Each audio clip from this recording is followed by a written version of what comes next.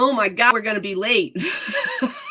Not late. It's still 4:20. It's still 4:20. We're here. 420. Everybody join us over solo.to/Cannabis Closet 420 to join us on Facebook Live, YouTube, or Twitch live right now. Today is Wednesday. It's a work Wednesday. Work it Wednesday. Work it Wednesday. For the ladies. It's for women. It's Women's Wednesday today.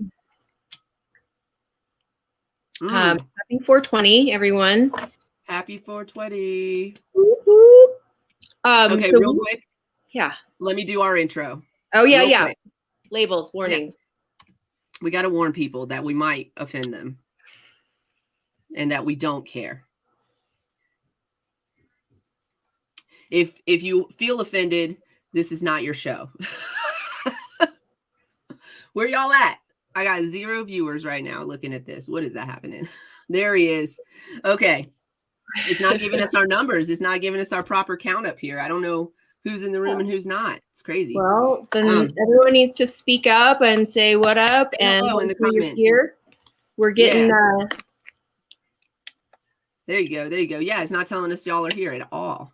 Oh, okay. Hey, listen. Off. Sorry.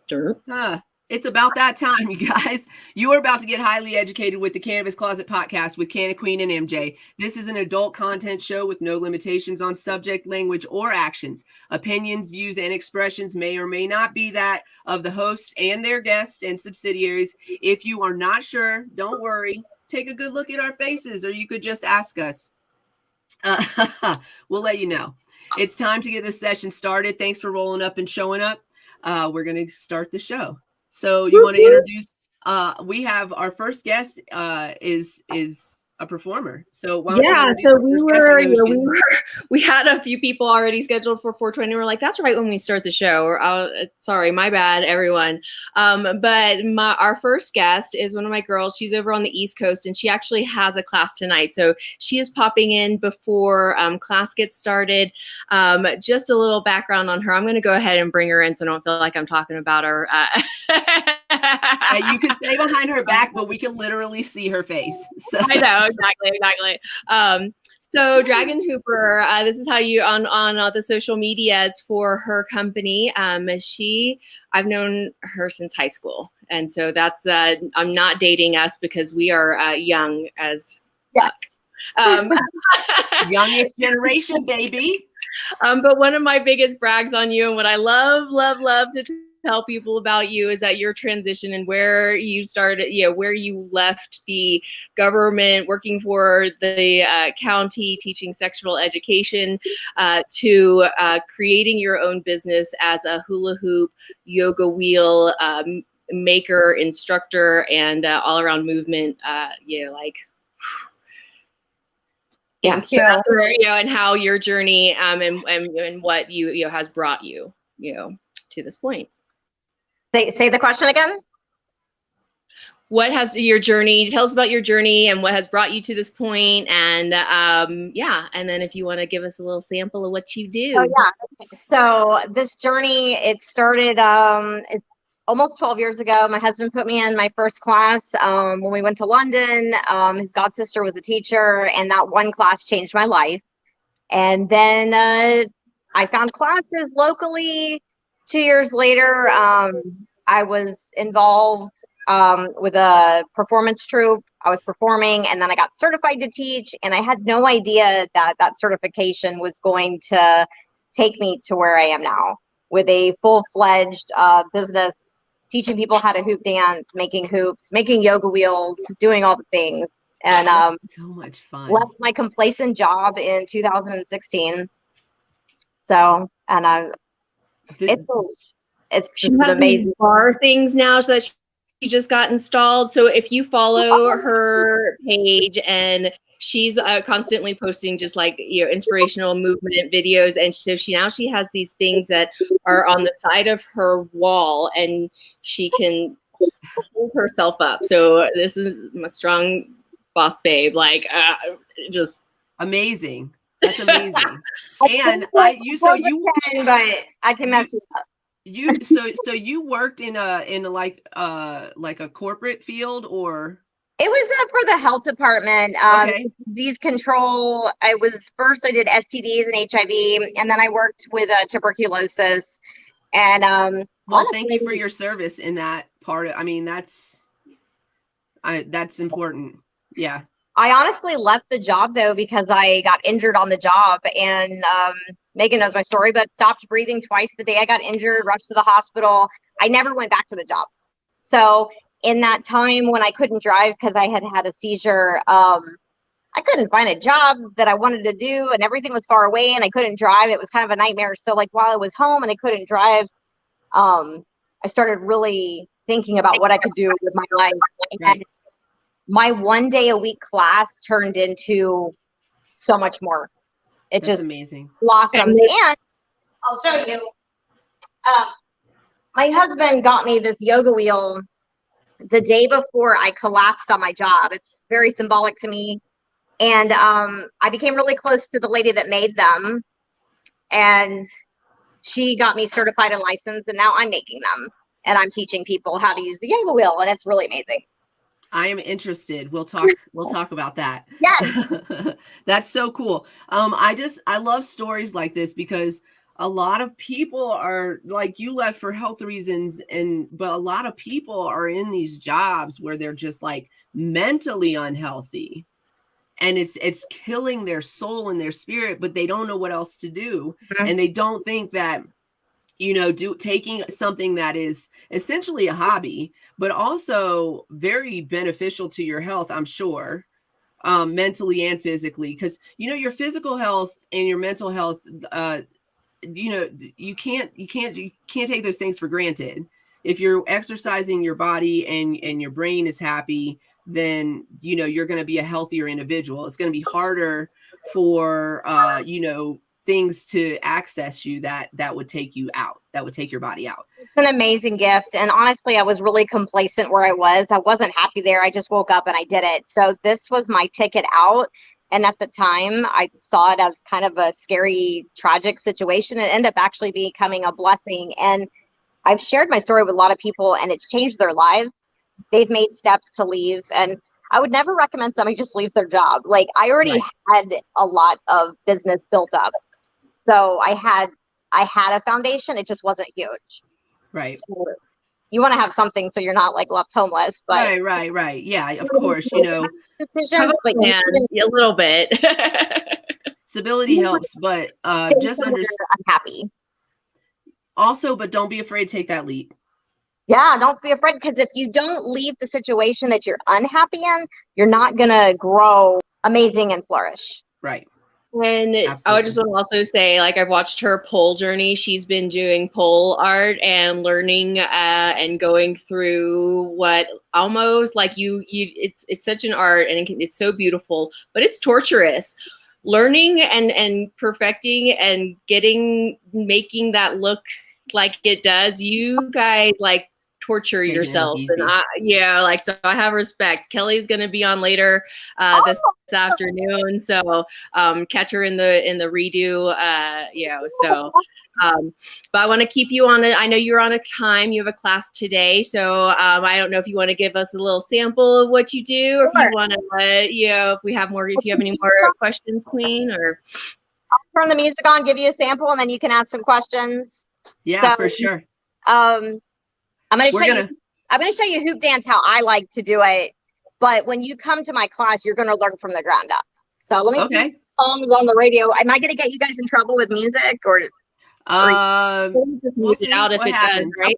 Hey, listen. I don't we'll see really what happens. Music, so it's okay. Why isn't this working? Let's see. Why isn't this working? Disclaimer: we don't have rights to this music. It is just playing via whatever is on the radio. Hey. Hey. Hi. Let's see change our screen. It's not working for my end. I'm not warmed up, guys. So it's okay. What? If anybody's interested. MJ, can you change our screen so that we center her, please? It's not working on my end. It's there, but I did. Is it working on your end? I'm gonna pull us out.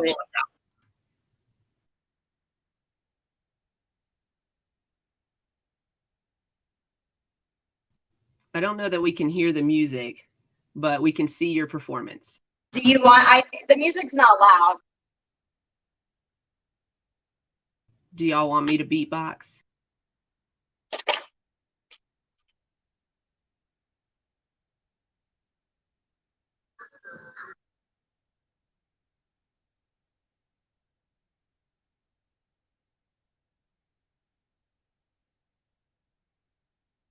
This is something that took me a really long time to learn.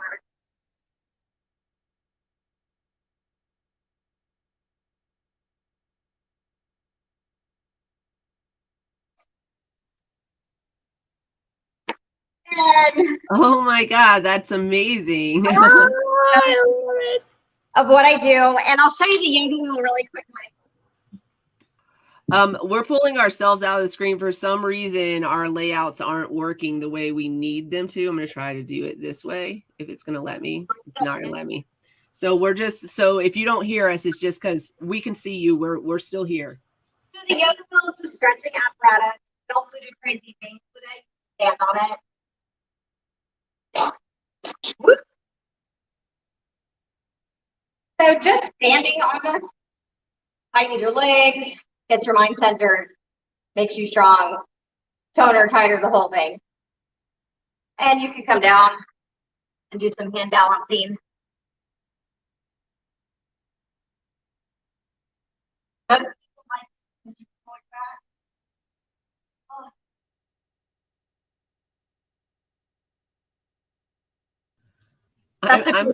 I'm sitting over here with my mouth agape, like I'm just like, I know, and so that's assistive, and you know, so cool. G is in the green room, and she is also a aerial artist, and I want to connect them. Okay.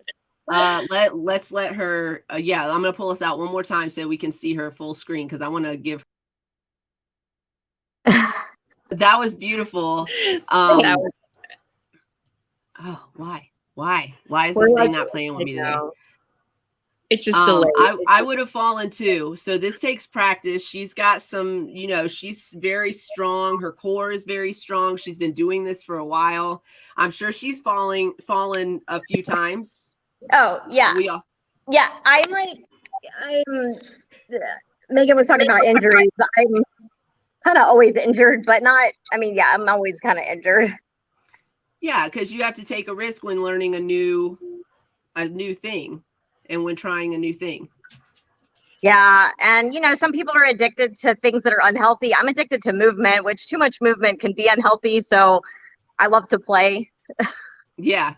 I have so that balance. You've literally inspired me because I have we bought a little roller, like one of those elongated ones, and a skateboard, and took the wheels off the skateboard. So I use that for balance. Oh, fun. But I haven't done it in a while. Yeah, but I haven't done it in a while, but now I feel like I'm going to have to go do it. You got to go do it.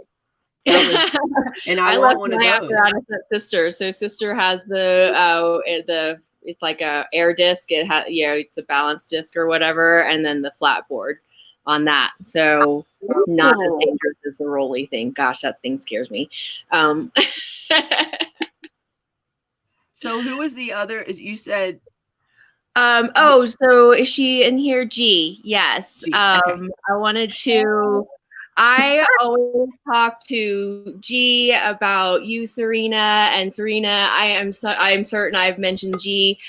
G has a long list of many things we can point on what she does. But I wanted to connect you two because just, you know, again, the arts and what you guys like. Awesome. Yeah. Nice. Serena, I follow you on the social medias. What is your name on social media? G-Min Shwangri-La on Facebook. Okay, I'm sure, I get really. I feel like I want to find you. Yeah. Megan connected me to you like a while ago, and then I've just been following your pole and hoop journey ever since, and you're an inspiration. Thanks. Yeah.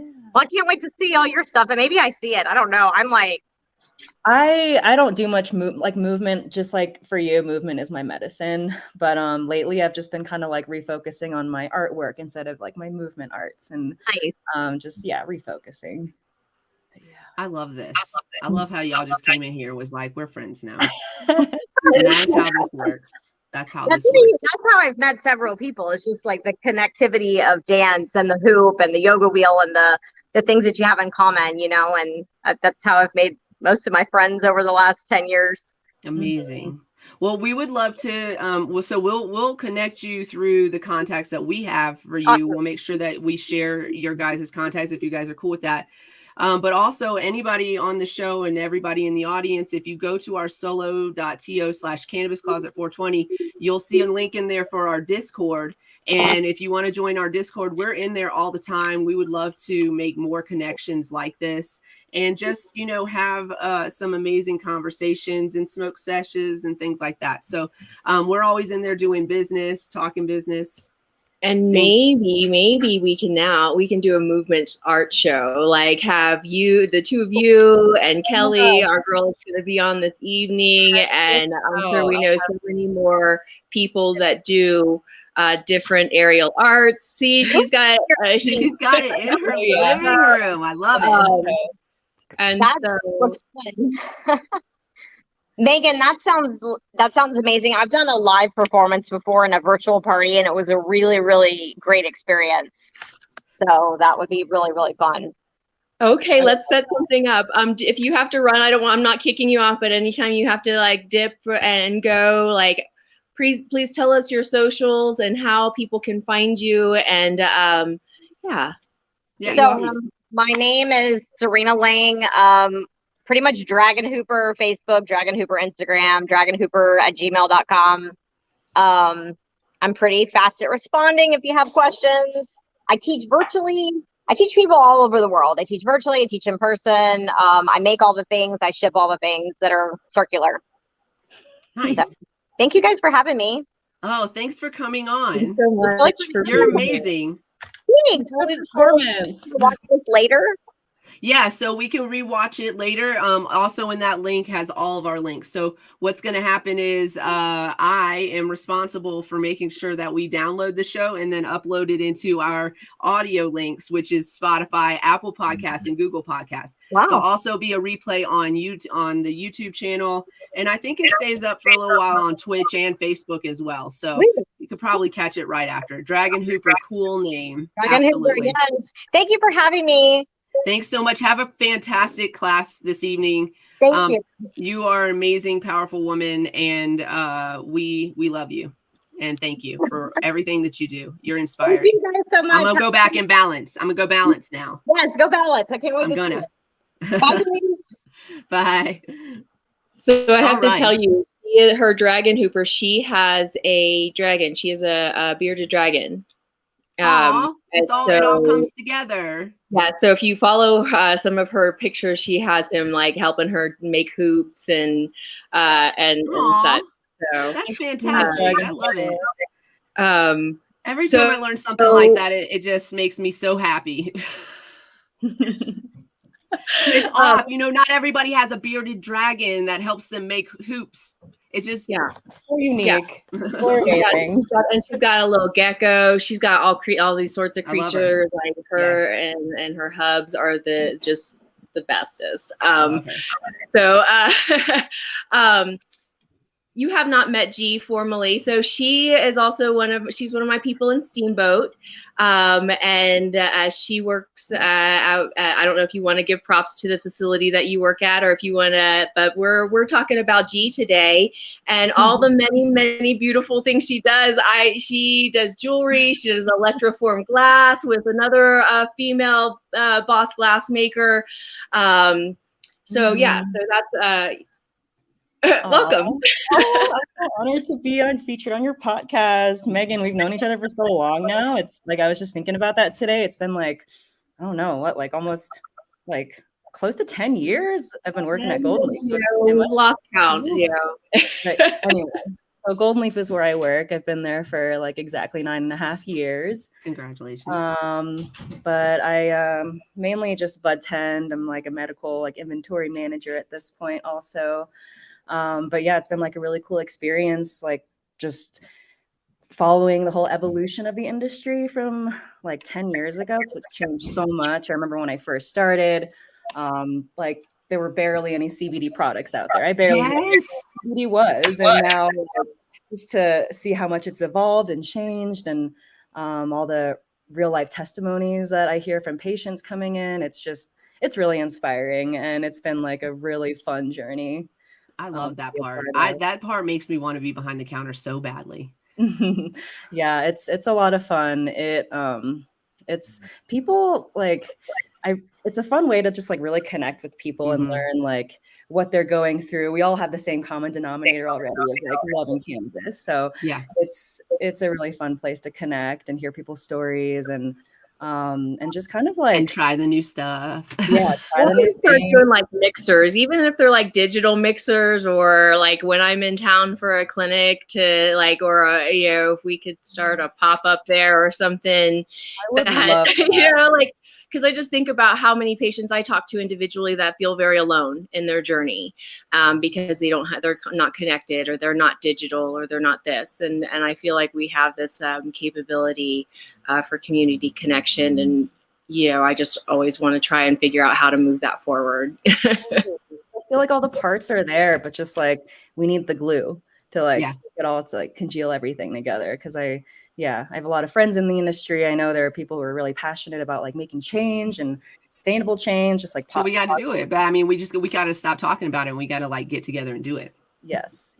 Well, right. I'm moving to Denver soon, so she'll be close. So she's down in Durango. Okay. And so so she'll get closer to all of us. Yes, I know. I'm like arrow pointing everywhere. Do we want to go ahead and bring in some of the other ladies and get some? Yeah, let's do some introductions of all the ladies, and then let's talk about why I'm mad. Yes. Okay. All right. So let's bring in Nicole Urban. Is Marla ready to come in? Sister, you ready? Let us know with the camera turned on. We'll bring in Corinne also, and we'll bring in one. Let's bring in one more, and then we'll kind of switch things around. You want Jay looks like she's working. I don't know if she's just here for support or if she wants to pop in on camera. Okay. Yeah. Well, we'll get it in the private message. Sister doesn't want to be on. She's just here for support. Ladies. This is Corinne and Nicole. Corinne, I will let you introduce yourself first since you're on the screen kind of in that space. I'm Corinne Spinks, and I've been involved in the cannabis industry since early 2016. In the beginning, I just was an advocate working to help legalize medical here in Missouri. And I have a history of doing event planning for not-for-profits. So that sort of evolved after the vote, and I became a conference producer. And I produce all level of cannabis events now, which is, I can't think of a better way to make a living than having cannabis parties. So I agree. It's like a dream come true. So that's me. I'm a cannabis advocate. I'm a patient. I have rheumatoid arthritis, and I'm an event producer. So. And your hair is fabulous. I love this haircut. Love the haircut. It looks so great. A change. I saw when you did it, I was like, oh, it looks so good on you. Thank you. I wasn't sure, but I've gotten a lot of compliments, so I'm going to keep it for a minute. So. I love my hair short too, because it's so much easier. Oh my God. I'll tell you, it's funny, as a woman, you get treated differently in a boardroom with short hair than with long hair. I've been noticing quite a bit of difference in the way that I'm treated on a business level. Yeah, it's interesting. In a positive way? Putting your hair in is wearing it down. It's more positive, but it almost makes me mad that I have to cut my hair to get the right kind of attention. Do you know what I mean? Yeah. So it was a good and a bad realization kind Right. of at the same time. So Yeah, absolutely. Mhm. And then this is my friend Nicole. You want to introduce yourself and let everybody know who you are? Sure. Can you guys hear me? Yes, we can hear you loud and clear. Hello, lovelies. So I am Hello. Nicole Urban. I own a couple of businesses. So the one how I got introduced to Canna Queen was my business, my small business where I help businesses achieve their success by organizing, systemizing, and just basically being a project manager to help small businesses grow and be better. And so that's how I got acclimated with my queen here. However, when we met, she actually taught me in my dispensary certification class. So that's back in what, 2019? Oh my God. Yeah. Something like that. Yeah. Anyway, so that was when we synced up and got to know one another. But so yeah, that's what I do. I've been medicating for almost 30 years now. But I am basically one of those people who advocate that, they meaning the corporations want to put us in boxes like we are not viable members of kick-assdom. Like, oh, because we medicate and all of that, we are relegated to some subset of society. So I am the one that am always advocating, like, no, fuck that, because we are boss babes, we do shit, and we do it well. Yeah, women should really run the world. I don't really understand how somebody that can be taken down with a kick to the crotch is in charge of everything. Yeah, I really don't. I don't get it. I don't understand. Like, your Achilles heel is in your pants. Yes. Honestly, we don't have to kick them. We can literally just seduce them a little bit and throw them off their game. There's no offense, gentlemen. Yeah. Y'all are a little simple, and so it doesn't make sense to me sometimes. But okay, so I want to tell you, I met both of these women just all the women that I have been surrounded with in the past several years have just been really inspirational to me. So I met Corinne at my first MoCan event. I went to Missouri for a BizCon that they have out there. And I was out there with tabling with Soulful Cannabis at the time. I met so many amazing people out there. So many amazing people. And you were running the show. You were like making sure everybody was where they were supposed to be, when they were supposed to be there. And since then, I've seen you like hustle and flow. You're like, I love this job, but I've seen you not love this job. But I always feel like you come out on top. You know what I'm saying? And it is stressful, but you really handle yourself really well. Thank you. I appreciate that. I don't always feel that way. No, Listen, if everybody could see the noise in my head, it would be we know. We can't see them in your head because we're looking at them in ours. So we totally sympathize and empathize with that. And but yeah, I've really seen, honestly, you continue to grow and become better and better since I've met you too. And so every event I feel like gets a little better, You got to come to St. Louis in June and see what I'm doing next. Listen, don't tempt me. We're supposed to be out there. We're supposed to work out that way. So let's not. Let me tell the two of you something very important that you might want to mark on your calendars. We are leaving Denver right now. This is the plan. We're leaving Denver and heading for St. Louis on Tuesday, March 15th. To pick up our product, because we are also boss babes. We haven't even talked about our stuff. This is something I want to talk to you about as well, and also we'll talk about so we're going to make some business connections. We would really love it if all of you would join our Discord, and when you have time in your day or in your schedule, we would love to come in and just like do some brainstorming and work with all of you. But so yeah, I met Corinne at the BizCon. And since then we've been connected. And I've seen so many amazing things. And then listen, we could potentially do a June thing. So like, let's not count that out. June 3rd and 4th. Okay. We'll pencil something so that we can at least know that's there. So Nicole, I met her. I was teaching professionally in a dispensary agent training class. I met her at one of my classes, and it was so funny. We came out of the class. I may have told this story on air before, but we came out of the class, and a lot of, when you're teaching a class, people want to meet you. And so they want to come in, they want to ask you things, and they want to like sometimes we had like dispensary owners in our class or managers, and so you always want to have those conversations. And so I was talking to these individuals, and they were like, well, how can I send you an email, blah blah blah, right? And so I'm repeating my name and how to spell my name several times to this gentleman. I said that. And then so I'm repeating several times, and she's just calmly standing there, and there's a line of people building up, and she finally just says, okay, listen, this is how you spell it. And like, she like took over. She was just like, and then that gave me a moment to like turn my attention to the next student who wanted to take some time with me before they got frustrated and walked off.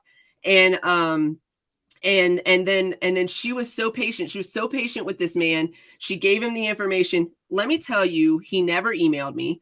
Okay. Like literally he wasted our time for zero purpose at all. But it was, and like she had nothing written down, you guys. She told him everything that I had said to him without writing a single bit of it down at all. So, I mean, that's just it's a testament to how well you do your job in general. I've worked with you several times on a couple projects as well. You're just absolutely amazing and super compassionate too. And we love having you guys on the show to promote yourselves. Thank you. I take a lot of pride in what I do, but one of the biggest key takeaways that I would want any of y'all to take away today about what I do is basically, you know how corporations can go out and hire these big ass, smart ass project managers to come in and just like, they got a half-baked idea, and then they got this company to come in and just make it happen, right? And then they complete the strategy and put the people in place and make sure you got the tools to get it done and all of these things. Well, I have pulled $1 million projects across the line. And then one day I said, you know what? I was in the boardroom and I said, none of these fucking people are good people. None of them are. And I said, how can I take my skills? Because I'm watching my project get across this line, $1 million project for this corporation. And I said, well, how can I do this for people who fucking matter? And that's why I'm here, because y'all matter. This is what matters. And so I left corporate. I left corporate, but the fuckers won't leave me alone. So I'm finishing my last contract. Finally, 2 years ago, I started this contract. It was only supposed to be for 9 months, but I got in there and then fuckers was like, hey, we need you. Hey, let them pay you. So finally, I am getting done with this contract and I am back to having a normal life for an entrepreneur, and then back to servicing the people that I really, really, really want to serve. So yeah. Well, you gotta have money in your pocket to do that. Listen, ladies, we are obviously on a time schedule on this particular show, but I want to officially invite all of you back to come back and actually like sit down and like we'll pick something that we all want to talk about, and like do a one-on-one with you so that we can promote you some more and also give you more time to like banter about some other things with us. Like why I'm mad. I just want to say this: gay, gay, gay, gay, gay, gay, gay, gay, gay, gay, gay. I love gay, lesbian, trans, everybody, bisexual. I love all y'all. Y'all got a place with us. That's what I want to say to you. Fuck these politicians. Fuck. And you know what? Go out, please take this opportunity. Listen to my voice. If you can hear me right now, I want you to make sure your voter registration is up to date. I want you to make sure that you vote in every single election from the lowest to the highest. The presidential election is not the most important election in our lives. It is not. The reason why we have some of these individuals making some of these decisions in places where the tables have been turned previously is because generally speaking, people who do not believe those same things do not go out and vote in midterm elections, and that turns it. And then we end up with things like this. Know that if you are a part of that community, that you are loved, you are needed here. We love you, we respect you, and please stay strong. I know that these are hard times. If you need somebody to talk to, we have lots of people to talk to. Join our Discord. Come on in. We'll set up a room just for you. I promise. And I will set up a room for under 21 for that particular purpose. And if you're under 21, you will have access to that room, and probably that room only because it is a 21 and up server, generally speaking. But I just want you to have a safe space to be. So that's what I'm mad about today, is the bullshit. Thank Let's you, ladies, for everything you do. Thank you. Can you take a moment, since thank you for speaking and saying that? Can you take a moment and tell everybody again who you are and where they can find you? Yes. So my name is G, and my business is Cosmic Roots. You can find me on Instagram and Etsy. It's spelled KOZMICROOTS, all one word. And we're gonna we're gonna post everybody's things on our Facebook page for sure, and on our social media, so people can find you guys. We'll tag you guys. We'll make sure to get that stuff. We're being more responsible this year.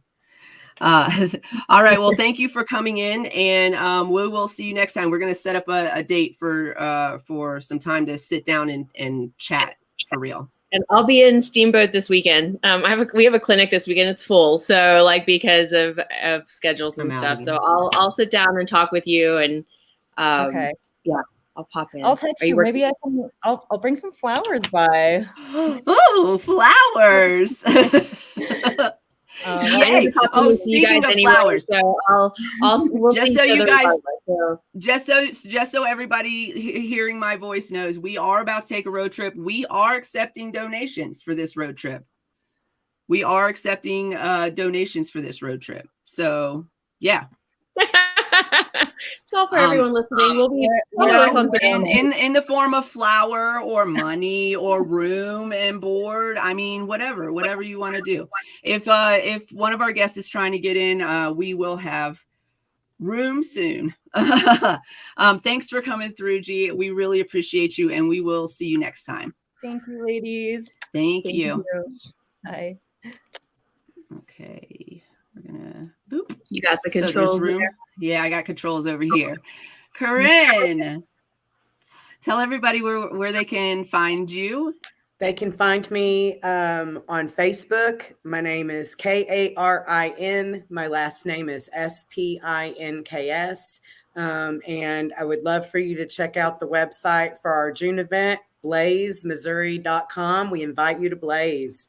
So we would love to see you in St. Louis, June 3rd and 4th. It'll be a brand showcase of Missouri cannabis brands, and we have an entire day devoted to giving away patient certs. So super excited. That's going to be so cool. We are going to write that into our calendars and see if we can. It's already. I put it on this one. Nice. Saying you got to be there. It's got to be there. Yeah. She's making me jealous right now. Okay. Well, let's see what we can budget. We're going to do our absolute best. Thanks for coming in. We'll talk about that later. Yes, absolutely. Yeah, we're about to do a CBD product release too. So we're definitely, anybody that is interested in chatting with us about that, it's gonna be a good time.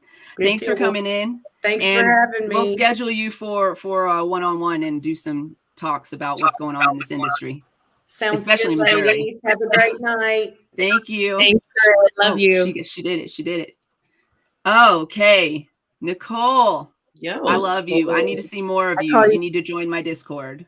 I know. Guru. I was like, I put you in as guru on, as what as your Yeah, I don't even understand how happy I am to be done with this project. Things are about to just start shaking loose, like in the real world. No more. I'm trying to see if I can not take any more corporate clients, but they pay, baby. When I say they pay, they pay. But that just takes me away from being able to do things like this. So Right. come April, come mid-April, I'm thinking 420, and if it can shake out that way, 420-ish will be my last corporate contract day. That's an amazing celebration day. So fitting. So yeah, I'm excited. That's awesome. And if somebody out there listening has some business that they need to attend to and needs a business consultant guru like yourself, where can they find you? You can find me on Facebook. I have been in Facebook jail so many times I cannot change my name. So That's it is true. Nicole Urban, NICOLEURB as in boy, AN. That Facebook ban thing is real. She has been. Yeah, I am actually under a 9-day watch right now. What? And it's so silly about what? And yeah, so I'm not worried about it. So that's where you can find me. And I also have a website, ONIX Partners with an S. Log on there. You can schedule a 15-minute free consultation with me. Get on my calendar, make it easy for you. I'm here. Awesome. We'll make sure to share those in the links that we share too. We so appreciate you coming through today. I definitely want to get you like on a Wednesday show to just like smoke and bullshit. So let's plan something in the very near future. Absolutely. Let's do that. Okay. We love you so much. Oh, and we do have to drive through Kansas City. Tell me when. Tell me where. When y'all figure it out. We're coming through on the 15th. We're driving through on the 15th. Okay. 15th of. That's the plan right now. If that changes, of course, we will let you know. Okay. But we are driving through on the 15th as of right now, and heading towards St. Louis. So we won't have our product quite yet. We're on our way to get our product when we're coming through there. Okay. But we might drive back through the same way. So if you decide to stop or for whatever reason, just let me know. Yeah. I'll be here. I'm in the city. This is where I'm at. Let's go. Yeah, let's do dinner and things of that nature. Absolutely. Okay. Smoke bowls and stuff and drink CBD waters. I love y'all. Thank you. We love you. Thank you for coming on today. And we'll get in touch soon and add yourself to our Discord. We want to talk. Thank you, Nicole. Okay. Always a pleasure. Thank you. Okay. All right. I feel like we have a few people that may be early, but and also a couple people that have not are not going to possibly be able to make it. I don't know. So I feel like we're at our max, everybody. Sorry. Yeah. So we'll let's bring our next group in, which is Penny on here? Yep, Penny is here. Okay, I see. Is here. Jess is. It looks like it says Jess, but it says device is not connected. So let's see. Let's see. Let's bring in Carrie and Kat and Penny. Is Kat here? Kat is not here. And might just have to give her shout out and props. She had some other things come up that might prevent her from coming today. So, okay. Well, let's then bring in, just the individuals in here in the waiting room that are not scheduled to come on here for moral support. I'm going to ask if you could moral support us in the comments, because we've got guests that are trying to come in that cannot come in right now. Okay, cool. And I can't afford to go to the next plan. Not in the middle of the show. Okay. Not yet. So while you bring in, can you bring in people, or do I have to do it? Nope. I can bring everyone. I can bring people, and you want me to do that? No, you're Jen. You're good. You can chill. I just want to make sure anybody that's not scheduled on the on the list isn't. Anyways, yes, if you could bring in Carrie, Jess, Kat, and Penny. It looks like Kat just showed up. And while you're doing that, I am going to take this moment in time and this break to bring you a moment in Black history while we're bringing people in. Is that cool? Yes. Cool. Good. Because I really want to. Did I talk about this already? I don't think I did. Every day is Black History Day. Every day is a Women's History Day. Without us and without people of color, we could not exist, my friends. I just saying. I don't. If you don't agree, yeah.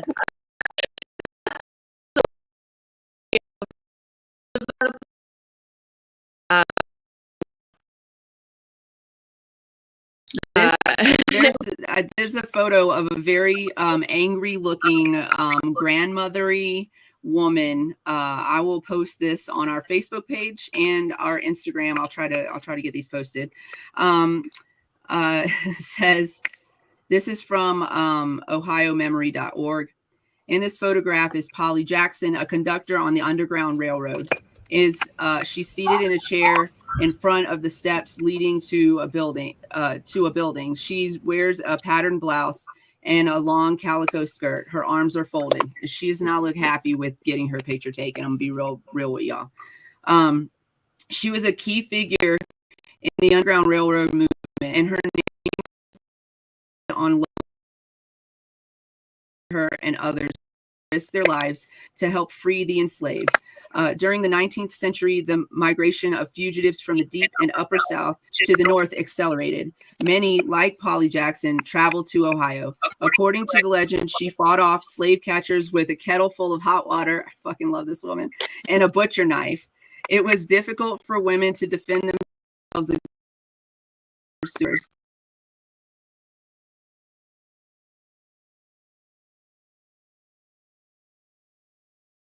And themselves that they could. According to legend, as a fugitive herself, Jackson fought off bounty hunters with a butcher knife and a kettle of boiling water. These were her tools of choice. Jackson joined a community of free blacks in the settlement of Africa, Ohio, that was established near Ripley. Many of the local black residents served as on the railroad.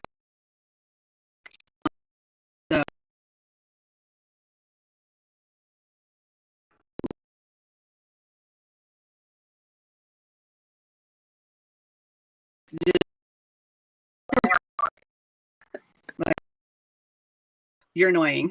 Yeah, that whole situation. So that's amazing. So a moment in Black history, a moment in women's history. I love that you were like, as you were reading it, you're like holding, like you were holding the kettle or the knife, like about to hit me before. Because I could feel it. Ah, man. Yes. And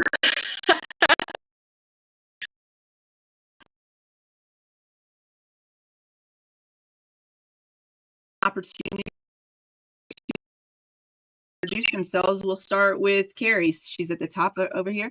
Good morning, or good morning. Geez, where have I been today? Somewhere. And hopefully, if you're re-listening later.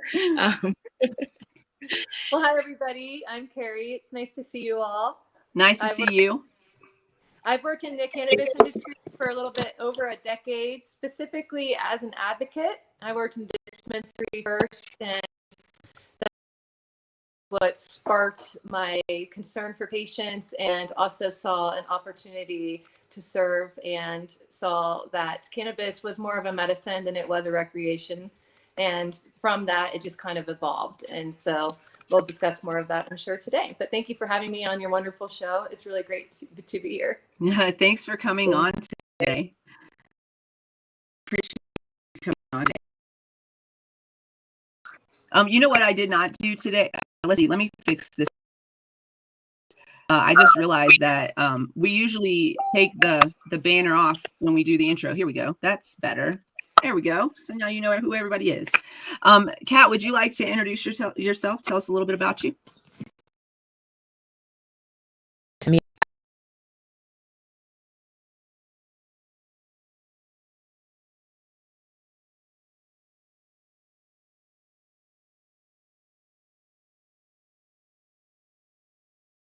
this is about women.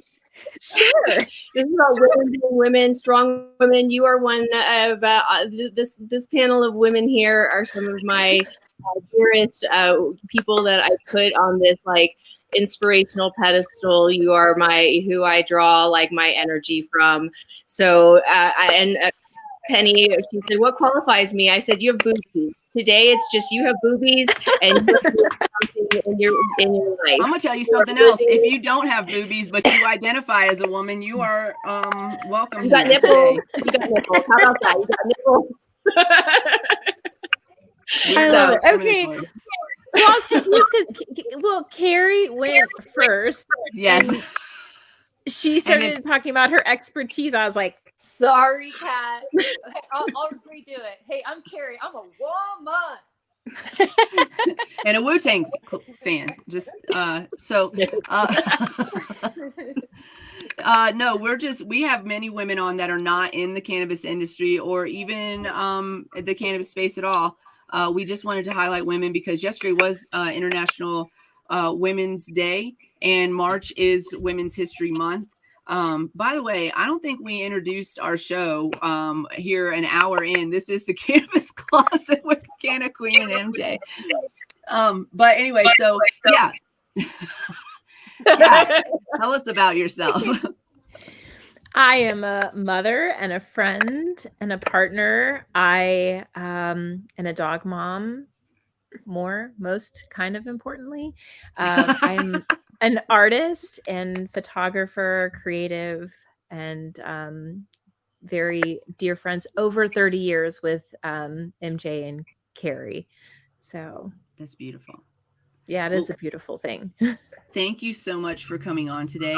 We want to highlight beautiful and powerful women, and I would say that resume qualifies you. So thank you for and I'll tell you something else. I spent yesterday, International Women's Day, in court fighting for my children. So how about that? Do we know results from that, or do we want to? The judge was crabby and tired after 5 hours and said, "I'm going home, and I'll give you an answer in 2 weeks." Oh my goodness, that is the worst. Well, good vibes and energy towards that judge that they make the right decision for the healthy choice of everyone's life. As a matter of fact, everybody hearing our voices, if you could just send those good vibes, that would be lovely, because I believe in manifestation and the power of many. So send your good energies their way. Also, I think I believe in, when situations like this, I believe in the Rick and Morty theory. There was, I don't know what planet it was, but there's an alien species in Rick and Morty, and they send all of their men to a different planet. And then they send a sex robot to that planet to collect for reproduction. And then they live peacefully on their woman planet. And I feel like that's possible. I love men. It was a joke, you guys. It's a joke. I love men. Penny, tell us about you and introduce yourself. Tell us about yourself. We know you have boobs, so thank you for that. Appreciate it. Yeah, that was a good intro. I'm a little like Kat. I don't know much at all about the marijuana industry. I did live on a farm up in Northern California for a little while, learning to not be afraid of it more than anything, because I was raised in a more Native American perspective on it, and it was like super taboo, and just got tired of being afraid. So a friend of mine that has a farm, I decided I was and clip and like face my fears. But that's about my whole experience with cannabis. What about your experience as a woman? Sorry? So what about your experience as a boss woman? As a boss woman, God, it started young. I, from home, like 16, and worked 3 jobs myself through university, and then went off to the French Alps to be a glacier pilot and the first woman to fly in the French Alps, and the first American to get my mountain certificate up there to land on skis. And lived in a lot of different countries, speak 6 languages. Like masters. And you don't know why we invited you on here? I know. I don't know. Does that qualify?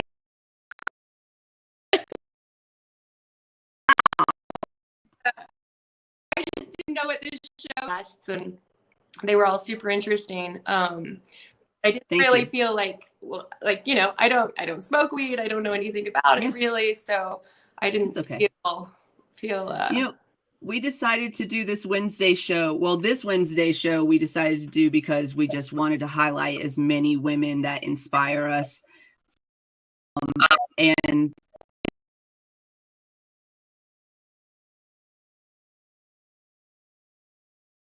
generally get into some nitty-gritty cannabis talk generally, and that's what Mondays are for. And then on Wednesdays we kind of chose to do Wednesdays as more of a we need people to see us more often. So it started as like a work Wednesday where we never had a plan. And then it kind of evolved into this is our second season and we have more of a plan, but we leave Wednesdays open to talk about whatever we want to. So sometimes it's cannabis, but sometimes it's everything else. And we really love it for that. And I think our regulars in our audience also love the mix of those things. So we don't always have to be so serious all the time. And this Wednesday is no exception, and we really appreciate you coming on. We got a lot of whoa in the comments from your journey in life. Yeah. I mean, amazing, absolutely amazing. Yeah, I would. Yeah, I feel yeah.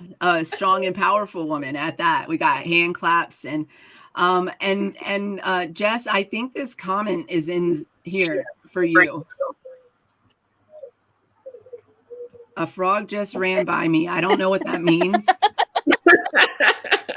Do you know what that means? I do. She's terrified of frogs, and it still makes me laugh like all the time. Like fantastic.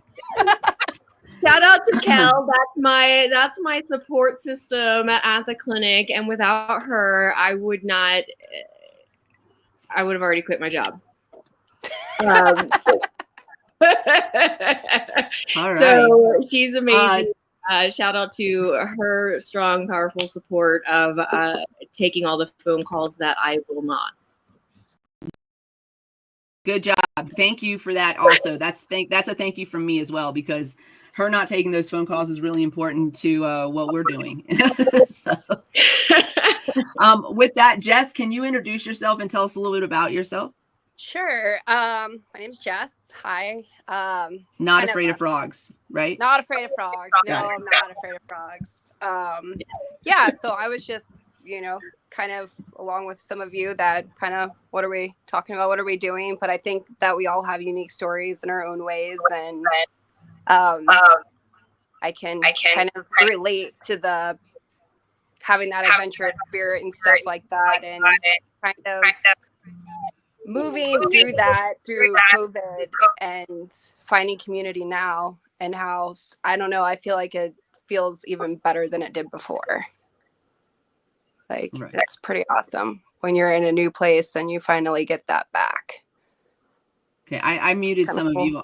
So if this just because there was some reverb and stuff, so I just want you to know. It wasn't to silence. It's actually probably Lady. She's over here whining. I think she could see Stormy's nose or smell him from long distance. If Carrie's dog Storm's peeking in. Oh, look at. Oh my God, look at this beautiful dog.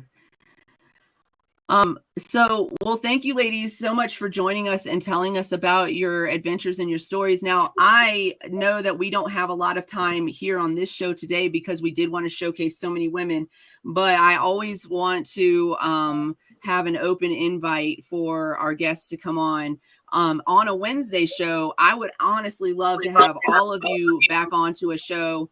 Our Wednesday shows usually only last about, I say usually, but that's not even true. We try to limit most of our Wednesday shows to about an hour. This one is going to go over, ladies and gentlemen. Keep on watching, stick with us. But if we get into like a really interesting conversation, which has been happening a lot more often lately, it's this planning thing. I think it's this planning thing that we're getting like guests on that like we're ready. I know. Usually we would not be this together with things. At but all. yes, and each each of these lovely ladies, we have another advocacy issue or session that Kara, we can maybe talk about getting you on for longer. Kat, I want to bring you in for carry on when we bring in Dawn and a couple others actually too. I want to keep Carrie in here. Okay. Oh, it's 420. So ground. It's East Coast 420. So sorry, West Coast 420. It's plugged in wrong into my thing. So if you're able to partake, if you want to, or spirit, I actually. So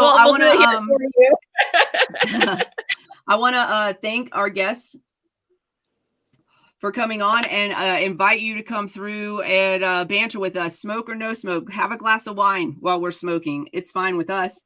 On a Wednesday, maybe we could talk about something funny, or we could talk about something serious, whatever you want to do. But please do come back and join us, because we always want to highlight and showcase powerful women in our lives. And you are all very interesting. I think you could really contribute to a lot of the conversations that we have here. So with that, we're going to do another rotation, but I want to keep Carrie in here because I feel like what's our next round? Is our next round with who's our next group? We have Lawan, Dawn, and Abrama, and Sherry T. Okay. Yes. Can we actually? Okay. So thank you, Kat and Penny and Jess, for coming through, and we'll be in touch for real. I'm not kidding. You guys have got to come back. You guys have got to come back. Good. Guys, take it easy. Have fun. I love you, girls. Thank you so much. I want to, yeah, let's bring them all in. Okay. Lawan did send a message that she's still driving, so I told her. Okay, we can wait to bring her in. Yeah. Let me. Yes. I'm excited. And let's see. I'm just Dawn, the cannabis advocate, and so Dawn, the cannabis advocate, Abrama, and MJ, and I think Sherry too. Yeah, all of you. And so Carrie, I feel like you're going to fit right into this. All of you are cannabis advocates and MJ and cannabis nurses. I'm the only one here that is not actively somehow, well, I don't know, Carrie, are you working with doctors? Maybe me and Carrie aren't working directly with doctors, but the rest of these ladies on this screen are working with patients and doctors to get things done in the cannabis world. So let's start with Sherry, since she's at the front of the line. Go ahead and do a quick intro of yourself, because I actually do want to talk to you guys about what, like, let's try to get a conversation going here real quick. Sure. So, hey, everyone, my name is Sherry Tutkus. I'm a registered nurse, a cannabis nurse, cannabis patient, advocate, and activist. And I founded The Green Nurse in 2016, which is a company that was focusing on teaching patients, providers, how to use cannabis safely and effectively. We did medical cards. I started my business out on the East Coast in Massachusetts. And in 2021, I merged with Holistic Caring, and Holistic Caring is on the West Coast. East Coast meets West Coast. We've come together, and we have a platform of providers, patients, and products from all over the globe. And so we've created an ecosystem where we're educating and empowering providers on how they can utilize education on the endocannabinoid system to reach more of their patients.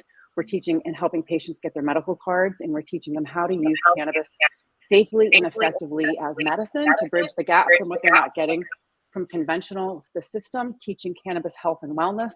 And we're also teaching people how to have a safe adult use experiences. Because when we are teaching about cannabis consumption, we are teaching on the endocannabinoid system and how to utilize it safely. Mm-hmm. So that's, yes, absolutely. That's I love it. Thank you. Thank you for that intro. Thank you for having me. Yeah, absolutely. Guess just because there's so many of us in here, when you're not speaking, if you could just mute your mic, that I think that might help some of the background noise. Abrama, welcome back. Thanks. Happy to be back. Happy International Women's Day and happy Women's Month. Thank you. Thank you for having me. So tell our audience who you are and what you do. You do so much. That's a long repertoire, but here we go. Everything. Yeah, so my name's Abrama Keys, and I am actually the executive director of Greater St. Louis Normal. And I also have a business called We Can, and I do like patient engagement and education and host like cannabis type events of all kinds. And I work with events and marketing for Presto Doctor, helping them put on like patient drives and just kind of connecting people with certifications. I will say I'm not as like medically inclined or even like herbally inclined as a lot of the ladies on here, like, but I feel like mine is more so like connecting with people, like really helping to break the stigma and kind of just getting the conversation started and facilitating them like into cannabis more. So that's me. Thank you so much. You're always doing something. The ladies in Missouri inspire the hell out of me. Y'all make me get up off the couch in the middle of a depression. I promise you that. So it makes you want to. It's like these things can happen. These events that we say we want to do, they can happen. They can happen. Carrie I've seen her put some things together. Like, again, I don't want this to be talk anymore. Like, we need to start making these events happen and doing women-led events and education. We're all here about education. We're all here about connecting people and communities and, again, normalizing it, normalizing cannabis use where it shouldn't matter what I smell like, whether I am wearing a perfume over the flower I just smoked, or or whether you saw me take a hit from my vape pen before I walked into a meeting. Like none of your business. Mind your business. Just also that's just a reminder too that consumption is not intoxication. It is not. Just because somebody's consuming, it does not mean they're intoxicated. I mean, And I would just like to add, there is nothing toxic about the cannabis plant. Not one thing. Cannabis, THC at high doses can be impairing, but even THC in low doses, there's nothing intoxicating about that plant. It is not toxic. And that's what we teach. We're trying to really decrease stigma around even how people dialogue about it in the cannabis space. Yeah. So even as clinicians, we're trying to get rid of that word intoxicating, because it can, it really, people just get a funny feeling about it. So language and words and description is really, really important. So I love saying, cannabis is non-impairing at appropriate doses. Everyone has their sweet spot, their Goldilocks zone where it works best for them. So, when we're educating providers, I don't think I've ever heard it called that. Yeah, we can't make blanket statements about what's good for one person and what's good for another, because everyone's so different. I love the analogy of that. Thank you. Dawn, can you introduce yourself to our audience and to our panel as well? Oh, the wrong button. Other one. Right, because you see that's the button right next to it. It's okay. I saw you hit that blunt before you started. I need to borrow that Goldilocks phrasing. I got to borrow that. That's perfect. So I'm Dawn, a cannabis advocate. I am St. Louis born and bred, mom of 3. I actually have adult kids. I have 2 adult kids. So folks usually are like, what? Yes. So I have 2 adult kids that are also cannabis consumers. And they use it medically. They do enjoy it as adults too, but I'm able to share that with my kids. I am an only child, a preacher, teacher, and cops kid that has been able to change her widower's father's, who was a former cop's, attitude about cannabis. I love that. I use this plant. This plant saved my life. It helps other people stay alive. And because of that, I'm able to productively add to our industry here in St. Louis and in Missouri and in Illinois. So I partner with my amazing business partner, Marnie Madison, with Heart Academy Telehealth Clinic. So I do all the clinic stuff. So you talk to me, I take care of everything. I hold your hand in full and getting you certified in Missouri, Illinois. And then as you start navigating your healthcare, help you walk through talking to your doctors and using correct verbiage, using proper terms, and how to talk about using this plant and its doses that you take. Mm-hmm. I love that. And I also not only, partner with Flavert, I also get the chance to work in the industry. So I also work in manufacturing. Oh, nice. Well, congratulations, because you recently got that job just a couple months ago, right? So I started end of September. And in September. So it feels new, but it's like I've learned so much. Mm-hmm. It's quick. I'm definitely a hash head. Definitely a hash head now. Yeah. Love me a good hash. But the thing is I get to incorporate that in my own personal medicine because I'm a patient. Mm-hmm. I get to tell patients, because I literally just got home from work, en route home, because of course nobody really wants anything until I got 1,000 things going on. 2 calls on the way here to get situated. Yeah. And being able to say, yeah, so when you're safe and ready to get your card and all of that, I know some products that taste real good too. And I promise is carrying it. Right. So I get to have that good perspective to provide to patients and what they need and whatever that is. I love that. I've said this on every panel. I really wish that we had like longer time on the panel. We still have a few minutes left on this one because I really want to get deep into conversations with all of you. So definitely everybody, again, invited back. Brahma and Dawn already know. We invite you guys back a million times. We love y'all. Just let me win. But since we have all advocates on the panel and a lot of us have worked in the past or do work currently directly with patients and consumers. The biggest problem that we see as educators, all of us, is the lack of education, but also the lack of involvement. So as advocates and educators, and we'll start with Carrie. What is your biggest thing that you do to be involved and help make those changes? Because we are always, talking about voting. We're always talking about, going to city council meetings and joining Normal and things like that. What are your guys' opinions on that? And we can start with Carrie. At the front, and you're muted, by the way, just a reminder. Okay, thank you. Thanks, Farah. So I think that some of my involvement was earlier in the industry, starting more like a decade ago, and first discovery of CBD in the mainstream. This is something that was known to people for years and years that were studying the cannabinoid system, endocannabinoid system, but it was when it starting to come to fruition and people were starting to really pay attention to the medicinal benefits that I started to really get involved. And we took notes. I mean, it was all anecdotal. We took notes and just started to figure out what terpene profiles, what strains were helping people. And through the dispensary mechanism, we were able to advocate towards the patients that were just coming in. But it evolved to other programs. And my involvement really navigated towards hospice, end of life care, terminal care patients. Super important.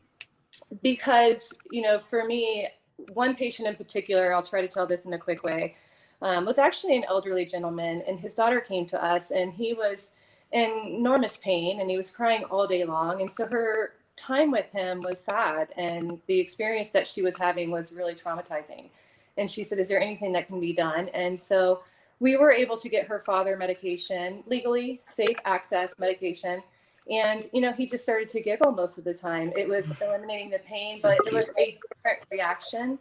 And they were having these amazing conversations. And she was almost freaked out by it. She said, is this normal? Is it okay that he's just laughing this much? And it made me sad at first that we normalize crying and, this extreme doped a feeling that you get from pharmaceutical medication.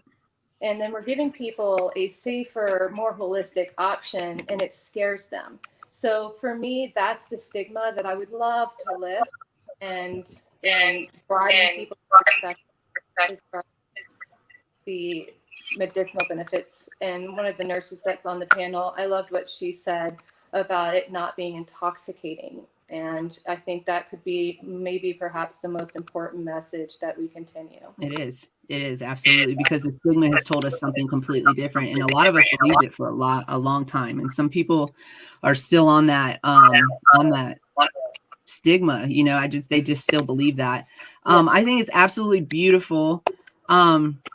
There's absolutely nothing wrong with laughing at the end of the day, at the end of the life, right? If I can go out laughing, oh, that would be fantastic. So I think that's absolutely beautiful. And hospice is so important. Sometimes, you know, we just think about, well, what about people who are, you know, with that, you know, are trying to continue with life and trying to cure, you know, is cannabis a cure? There's so many conversations about that, but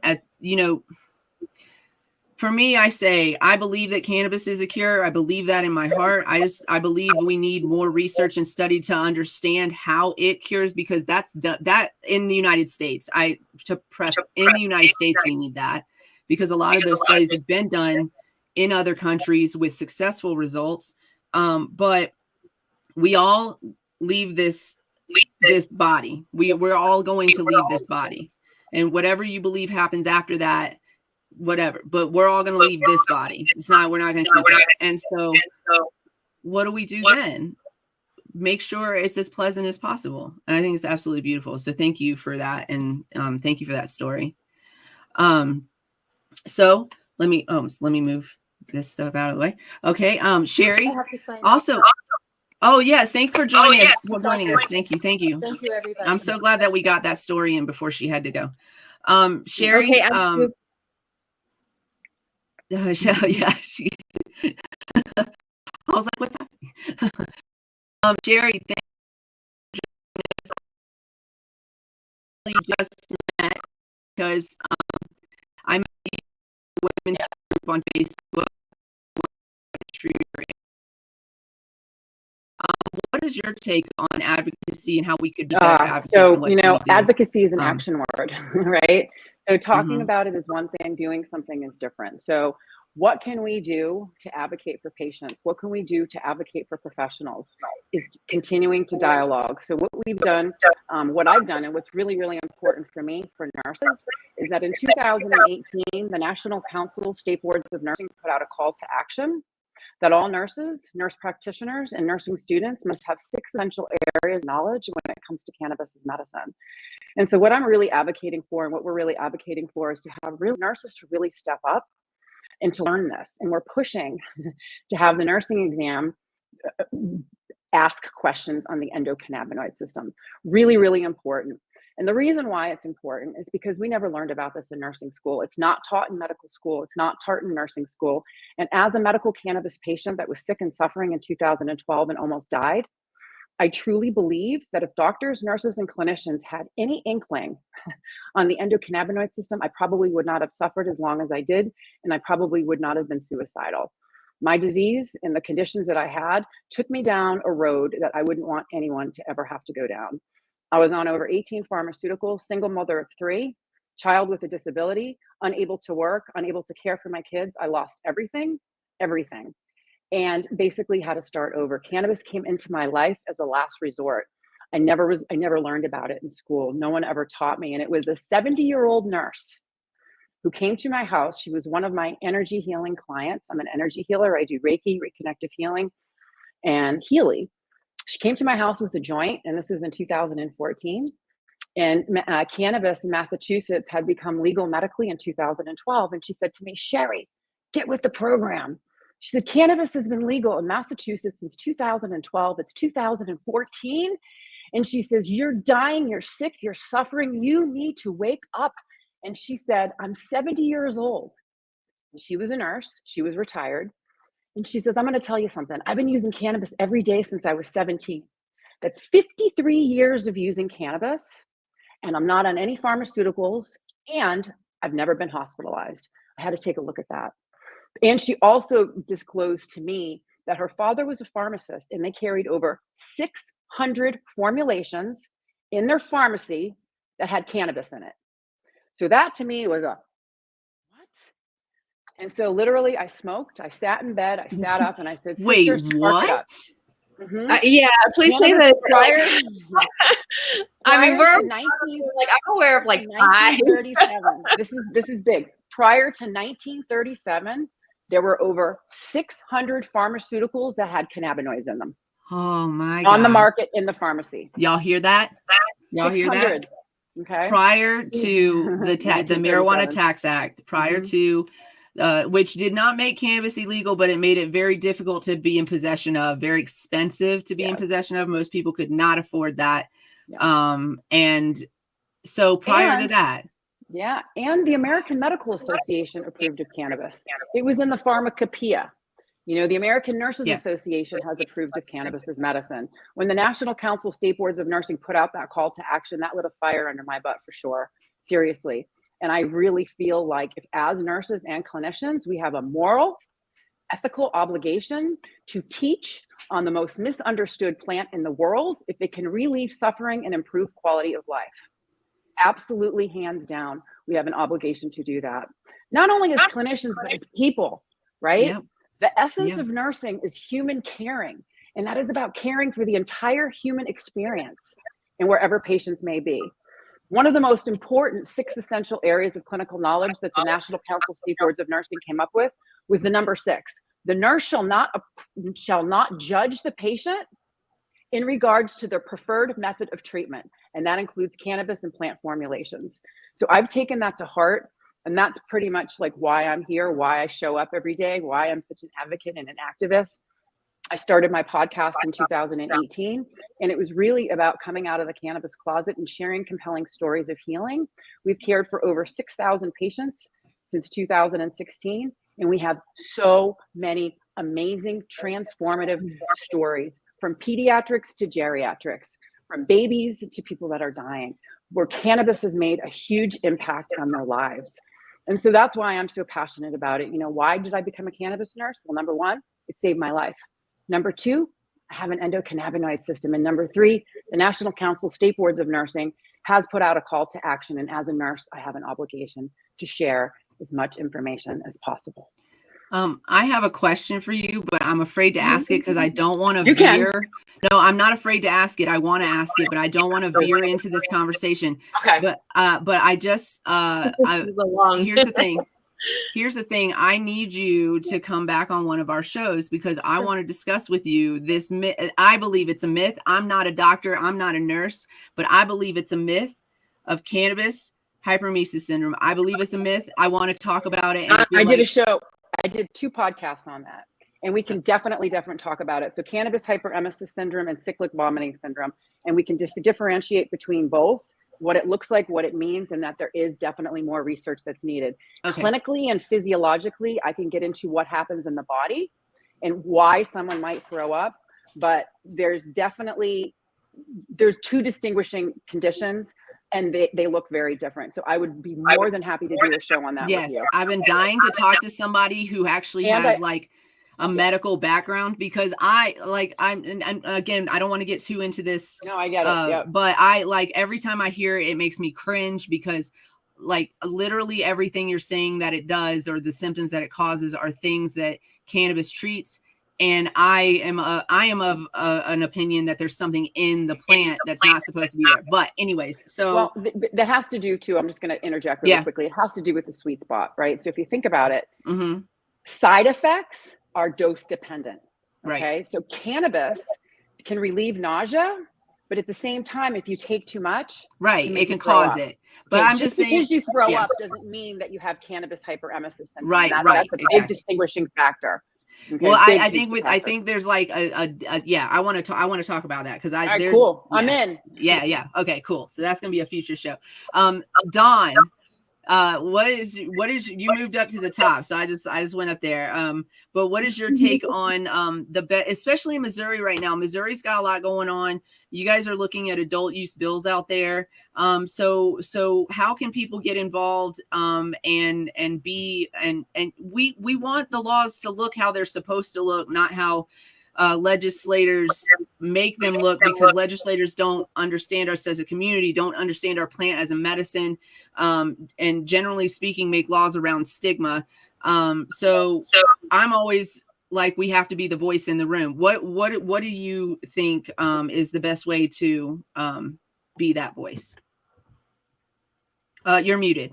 Awesome. Got to be faster than that. With Missouri's programs, the current bills, it's been a lot going on just this week. Abraham can definitely probably give a little bit more specific details about certain things, but I personally, the House bill that was very actively spoke about yesterday in the state floor was about the Cannabis Appreciation Act. That's specifically about parent protections, expanding on expungement, widespread expungement, not contingent. Either it's not or it is. Let's stop playing with my medicine. Right. Allow recreational growth and cultivation. Allow for access to this plant to everybody. Everybody's medicating with it. That's the pour into me of my everyday is telling people all the different ways you can medicate. All these, I don't want to smoke. I don't want to smoke. Okay, eat it, drink it, apply it, insert it, do whatever you want. Get in. We were just talking about, not to be vulgar with our new guest in the room, but everybody else kind of just knows who I am. So apologies in advance. But we were just talking about, well, first we were talking about oil in the belly button and how many nerve endings there are in the belly button. And then, of course, you know, me being who I am, I was like, you know, there's also a lot of nerve endings in your butthole. So like that would also, and it's also like if you have like an organ condition, we talked about suppositories, of course, but even if you don't have suppositories, you could just use the oils. And a lot of people don't understand the versatility of this plant and its base butters, oils, and mediums that you can use to ingest or apply it.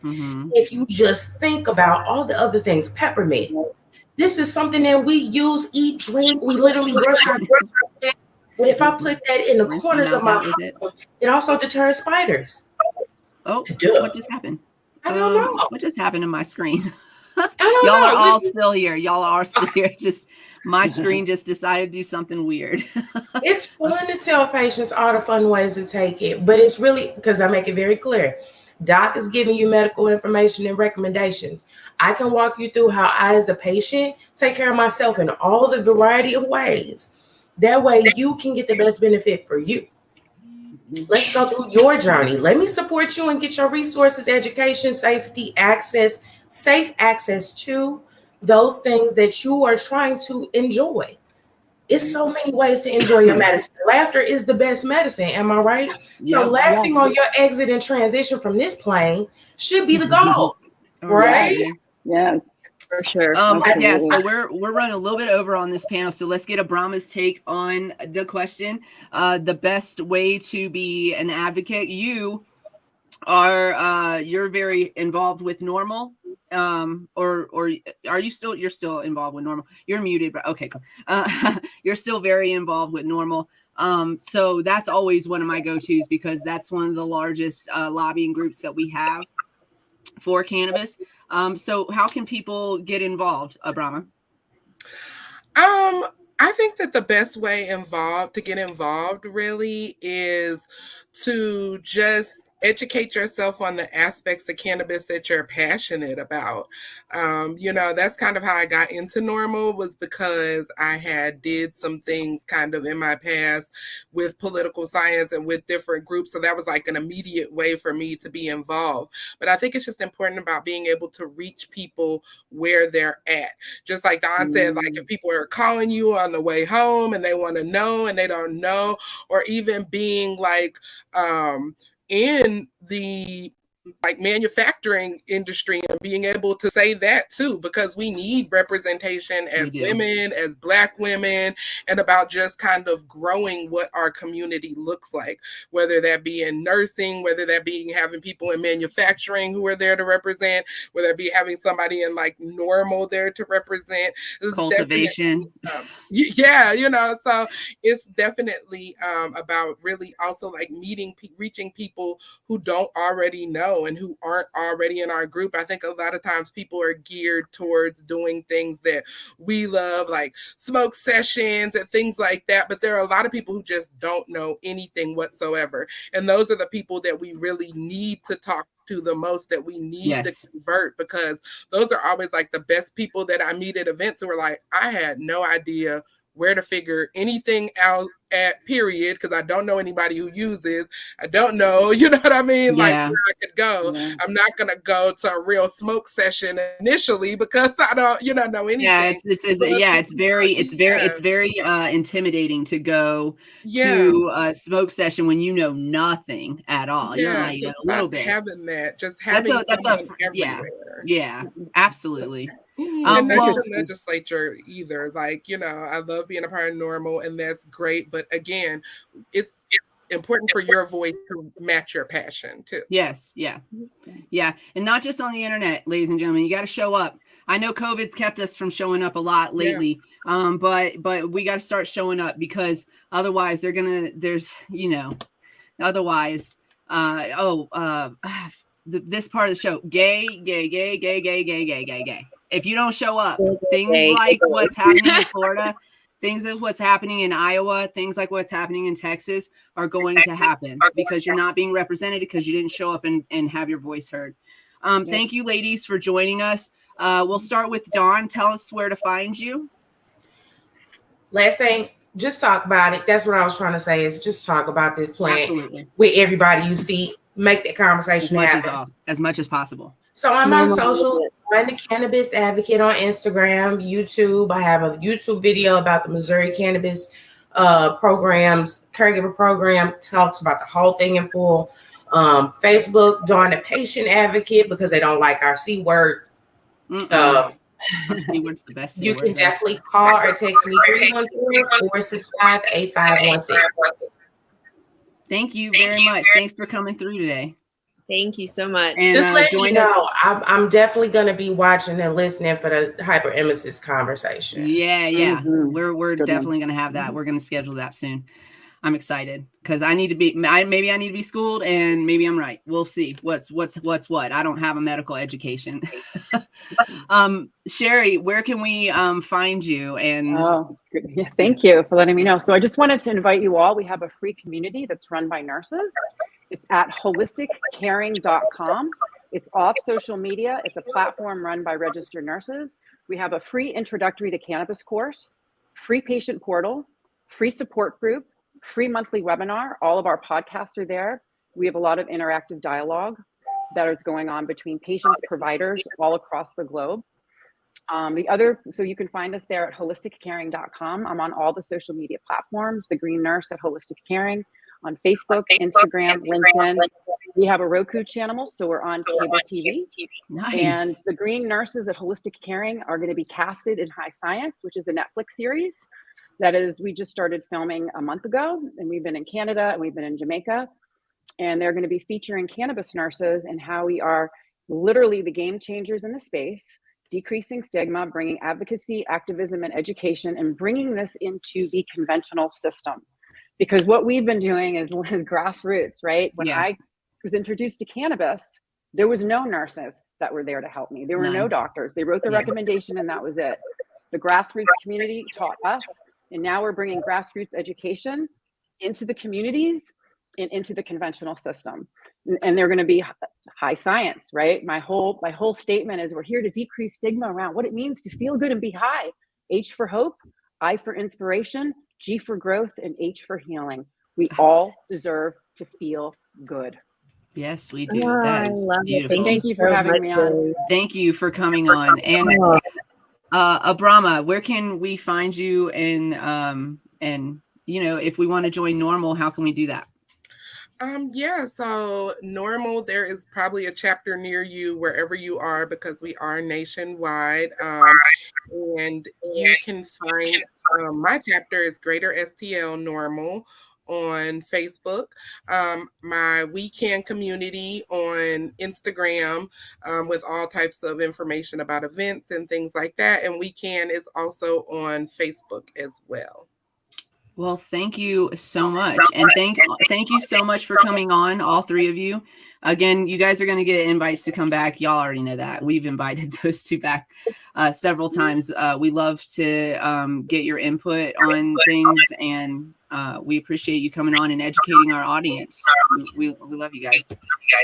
And Lawan from she wanted to apologize. She's just having some connection and scheduling, and so I was like, "Don't stress, don't rush. We want to have her on for a full conversation too." She is the director of another normal chapter in Philly. I want to say yes, and I'll have to look. So, yeah, I would have to look at my notes, and I don't know where they are. But she, so I just said, told her to not stress, and we'll get her in, another time. And thank you so much, ladies. We appreciate everything that you do, and we can't wait to have you back. Boss Powerful Women, thank you for joining us on this show. See you next time. All right. While you bring in the next panel of guests, sorry we're running a little bit late. We told y'all this is going to be a long show. While you're doing that, bringing in our next panel of guests, I'm going to do our ad break. How's that sound? Yes? Yes? Are you listening? Can you hear me? Did she freeze? What's happening? Oh, yeah, I'm frozen. Okay, cool. Yep. Okay, that's cool. I'm going to do an ad break. Can you bring our next panel in? Yep, I'll go ahead and bring everybody in. And yeah. Yeah. Today's show is brought to you, as always, by CQ LLC, Cannabis Consulting and Education, www.cq-llc.com, customer service cqllc@gmail.com, 970-426-5985. CQLC was recently, as of January, approved by the Marijuana Enforcement Division and the CDPHE in Colorado to teach responsible vendor training in the state. It is a requirement for delivery drivers and for hospitality workers. It is not a requirement for the rest of the industry yet, but if you were to perhaps get an administrative violation, it could be used as a mitigating factor. I cannot speak today. A mitigating factor. So it's actually quite wise to have your team RVD trained. So give us a call, 970-426-5985. And if you love King Palms like I love King Palms, use my code KPTCCPMAR15. That will get you 15% off on the King Palm website, KPTCCPMAR15. And maybe we'll make a little money and pay a little bills or something like that with those little ads. Hello, ladies. Oh, yay. I'm so excited for this group of ladies as well. Just another representation of some boss-ass bitches. Yes. If you don't like to be called bitches, we can use another terminologies. I don't think we mind here. So okay, good. Awesome. So let me fire away and. Yeah, let's start with Jen and have Jen introduce herself, and we'll start there. Hi, I'm Jen. I own a Etsy shop with apparel. It's called Body Love Collective, and then I'm also a marketing partner at an accountant startup. And we specialize in small businesses. Completely virtual services in all 50 states. And we are really, really focused on having super affordable prices. Awesome. That's awesome. I love all of those things.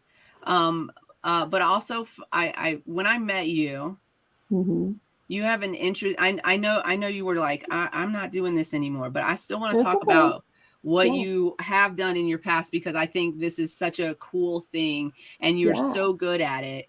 So we're going to manifest it happening again in some way. I want it to happen again because I kind of feel like I need to get naked for you or something like that. So I would love that. Why would I say that? Why would I say that to you? So I have seen all of the naked bodies because I was a boudoir photographer full time for about 7 to 8 years pre-COVID. And unfortunately, I have a very high risk family. We have someone who's immune compromised. So taking boudoir photos is not something that is currently in my day-to-day life because it's not safe for me. But I would love to get back to it at some point down the line a little ways. I have never done anything that is more rewarding than that. You get to meet people in such an intimate way and break through all those barriers that we all put up, Right. So quickly. And it's so empowering and it's so freeing. Yeah, I would love to be able to do it again. And your pictures that I've seen, your work is absolutely beautiful. Thank you. Jen's Etsy page also has a lot of apparel, all bodies are good bodies type of apparel, and really like lift you up, and kind of like your t-shirt's gonna give you a little hug. So definitely check out that apparel shop on Etsy. Kelly, welcome to the show, and can you introduce yourself to our audience? Hi, I'm Kelly. I am a professional pole dancer. Yes. What? Like I knew you were coming. Wait, did I not read the notes? No, probably not. Also, when I'm always trying to send you videos of I share her like, yes, this is Kelly. So I teach, travel, compete, and perform professionally pole dancing. I'm also a massage therapist and an esthetician. But that's what I do. That's my main gig, is teaching and performing. I'm not trying Specialty to be inappropriate fitness or anything, but I have been looking at your arms this whole time. And we can, she's down in South Florida, and we can make a road trip down to her. And I'm both turned on and envious at the same time. I'm not sure how to feel right now about it. Actually, I'm coming to Tampa, and I'll be performing live in Tampa April 16th at Lux Pole Cabaret at Lala's Sangria Bar, downtown Tampa. So if you're in Tampa, go check her out because it will be amazing.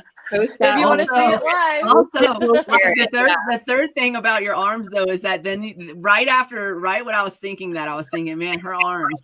And then you were like, and I'm a massage therapist. And I was like, yes. I mean, yeah. Amazing. I've been doing massage therapy the longest, actually, of my professions. And so I've gotten to specialize in deep tissue neuromuscular therapy because I'm always working with clients that need it. Everybody needs it. Everybody needs it. I'm gonna tell you right now, I don't go into a massage therapist with any, like, if I go in there, I always tell them, because I'm a small woman, I always tell them, like, look, please don't treat me like a small woman. I'm gonna need you to not do that. I need you to get in there and get these knots out of my neck and in my back. Yeah, I don't ever have an issue with people not having enough pressure. Yeah, it's me telling them, hey, you need to let me know. You need to be able to relax and breathe through this. Like, communicate with me. Yeah, absolutely. But you can read body language and stuff, especially when you're doing it long enough. Right. Absolutely. And we have Ashley on the show. Hi, Ashley. You're muted. I know everybody is muting to make sure there's no reverb. So just a little reminder. Hello. Welcome to the show. Thank you for having me. Hi. Introduce yourself. Thank you. I'm Ashley. I am in St. Pete, Florida, and I know Megan and Kelly from my previous life in Brandon Outback. I am. And that will always be with us, right, ladies? I'm a full specialist esthetician, but for the last 7 years, I specialize in waxing brows and Brazilians. So Oh man, I need to come to Florida. all Listen, the hair. wait, pause. Cause okay, here's the thing. I've had a Brazilian one time. I love that. I love this panel right now. We got a boudoir photographer, we got a pole dancer, and we got okay. So I got one time. It was probably the most painful, like not even all of it. Like I could probably do the whole thing again, except the top, that I almost Yes. died. So the mound that's where all your nerves meet. She called it the mound. I mean, but the back, the ponytail, easy peasy. Yeah, but everything else was like yeah. But the top sucks. But I talk the whole time. You'll be in and out. You won't even know. So I have to bing, travel boom. to Florida to get a That is comfortable the sign of a good waxer, right? Like I didn't read all the notes, but also I'm on this show, not realizing we were gonna have a pole dancer on, but also with the hairiest eyebrows I've had in a while, because I missed my hair appointment, got canceled. It's it's something that couldn't be avoided, but I'm like, dang, what am I gonna do? Can we travel her?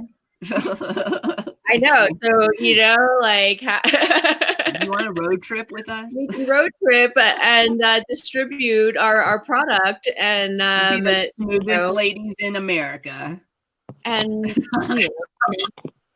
it's and take some pole dance classes with me. Because I need to I always been talking about my arms. I'm super envious. I'm not even lying. I'm like I think this is what I need to do. I did say no joke. I asked my husband, we're moving to Denver, not just talking about it. I'm dreaming about it. So it's happening. I definitely know it's happening because I don't dream. So if I'm dreaming about this every night, I know it's happening. But I literally looked at him the other day and I go, can I put a pole in the house? And he was like, what? And then he was like, yeah, if you want. So that's a total possibility. I'm going to have to take some pole dancing lessons. We can FaceTime. I do Skype privates as well. Shut the front door. Look at her face. She was like, what? She's also capable of coming to Denver. I have seen her in Denver and gotten to experience her in person while she was getting to practice with while you were getting ready for a competition, I think, and working with a new person. And it was so cool. And that was years, so I just. Can I ask you a question? Do you do any other workouts, or is pole dancing like your main event? Do you lift weights or anything like that? I lift people. Okay, because you look like you have the physique of a person who lifts weights, but body weight is what you're using. Body weight, all body weight. Everything I do is calisthenics, hand balancing. If I do doubles, it's like me and another person where you have a base and a flyer, where one person's holding on to an apparatus and the other person is holding on to the person. Okay. So, it's usually max 140 pounds that I'm carrying. But we've had two women that have inspired me so far on this show to start working out harder. So and balance the balance board thing. Interesting. So with these particular kind of, sexy jobs. I want to talk about your sexy job, Jen. I know you came on here to talk about it, but I want to talk about your sexy job. With these particular sexy jobs, what are we'll start with Jen, because you're working with other people with a lot of insecurities. What are some challenges that are common that you would face doing that? So I have had all sorts of people come in, 18, just want to celebrate their young, amazing, the young body. Yeah. And just, that chapter of their life. I've had women who were in their 60s post mastectomy, that want to celebrate that chapter of their life. And, you know, it's just, first of all, every single woman who has been in front of my camera is insecure about something. All of them. We all hold. It's my feet. For you, it's your feet. But yeah, all of us have something, you know, that is not, that we feel is not up to par, which is total bullshit. Let's be real. But it, you know, it's knowing that, and still having to get, I mean, you don't have to get completely naked, but like completely raw and vulnerable in front of this stranger with a camera, you know, and you have to get to this point where you accept yourself in a way that is very unique. You know, and you have to just kind of present yourself in this very, very vulnerable position. And it's just the way that people are able to accept their bodies for what they are and find the super unique beauty in themselves. It's just like, I still remember the first time that I had my own shoot done. And when I was first getting started, I lived in a very remote area. So there was nobody else that I could go to. And I went out of state to this conference, and long story short, I had my shoot done. It was amazing. And I just remember walking out of there like, I am the fucking baddest bitch I have ever met. You just, I mean, if anybody's done a shoot like that, like you just know the feeling. It's incredible, and everybody should have that at least once. Yes. Probably at least 5 times. No, as many times as you can do it, honestly, because it does feel so good. I did one when I was younger, probably in my 30s, and it was like an amateur thing. Like a friend of mine was a photographer, and we set up like sheets, and I invited like a bunch of my friends that wanted to do it too. It was like a Christmas gift for our significant others.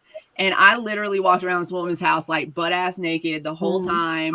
Everybody like just like, I didn't even care. I was like, I want to be naked. I want to take naked pictures. Let's do this. And it was all super like classy. You know, there was nothing vulgar about it.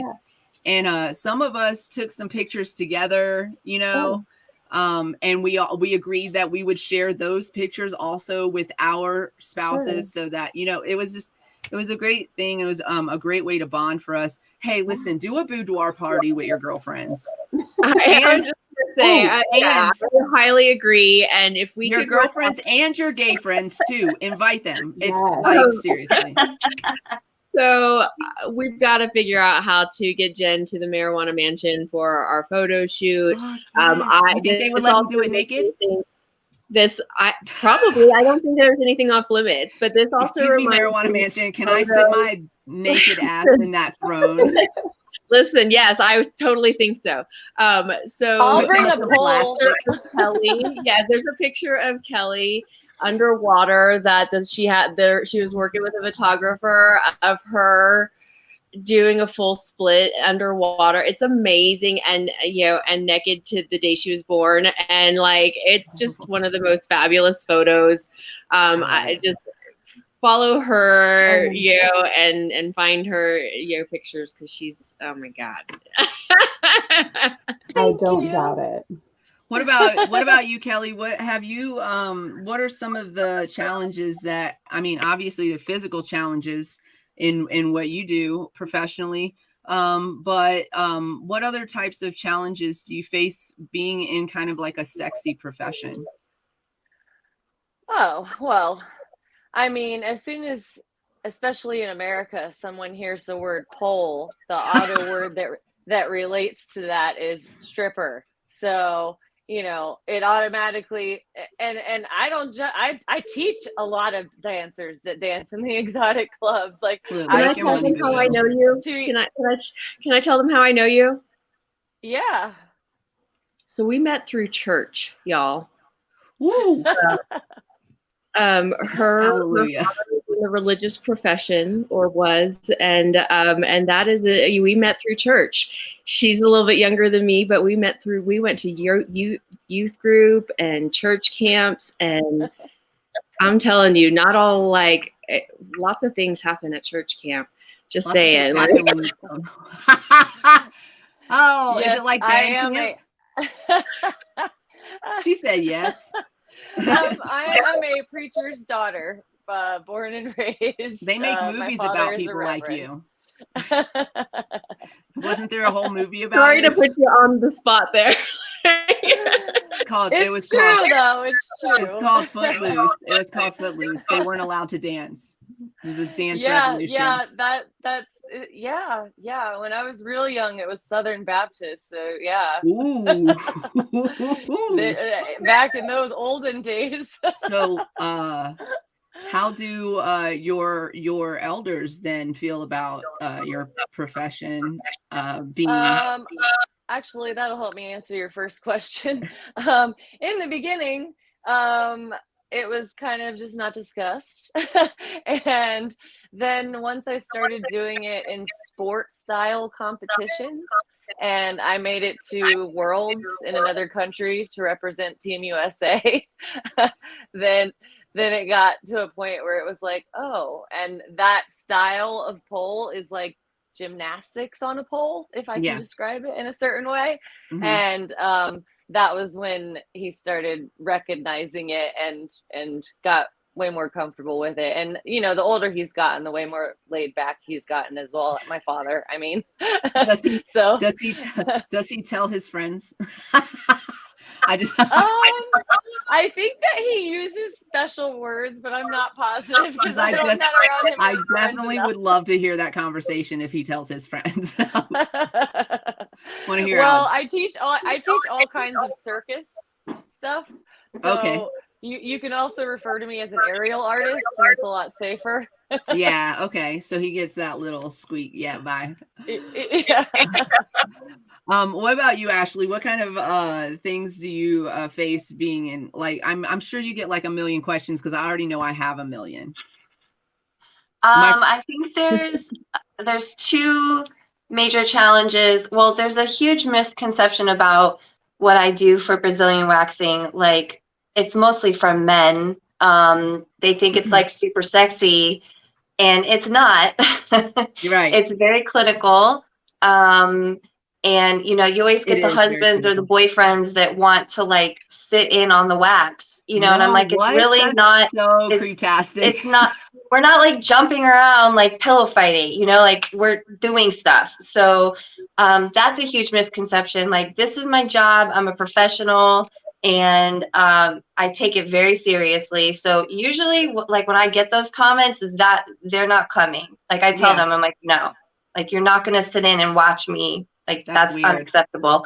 Another challenge is that I've been doing this 11 years, and I've I have 2 daughters, so I've learned a lot over the years about women. We really get down on ourselves about our body. There's like so much pressure.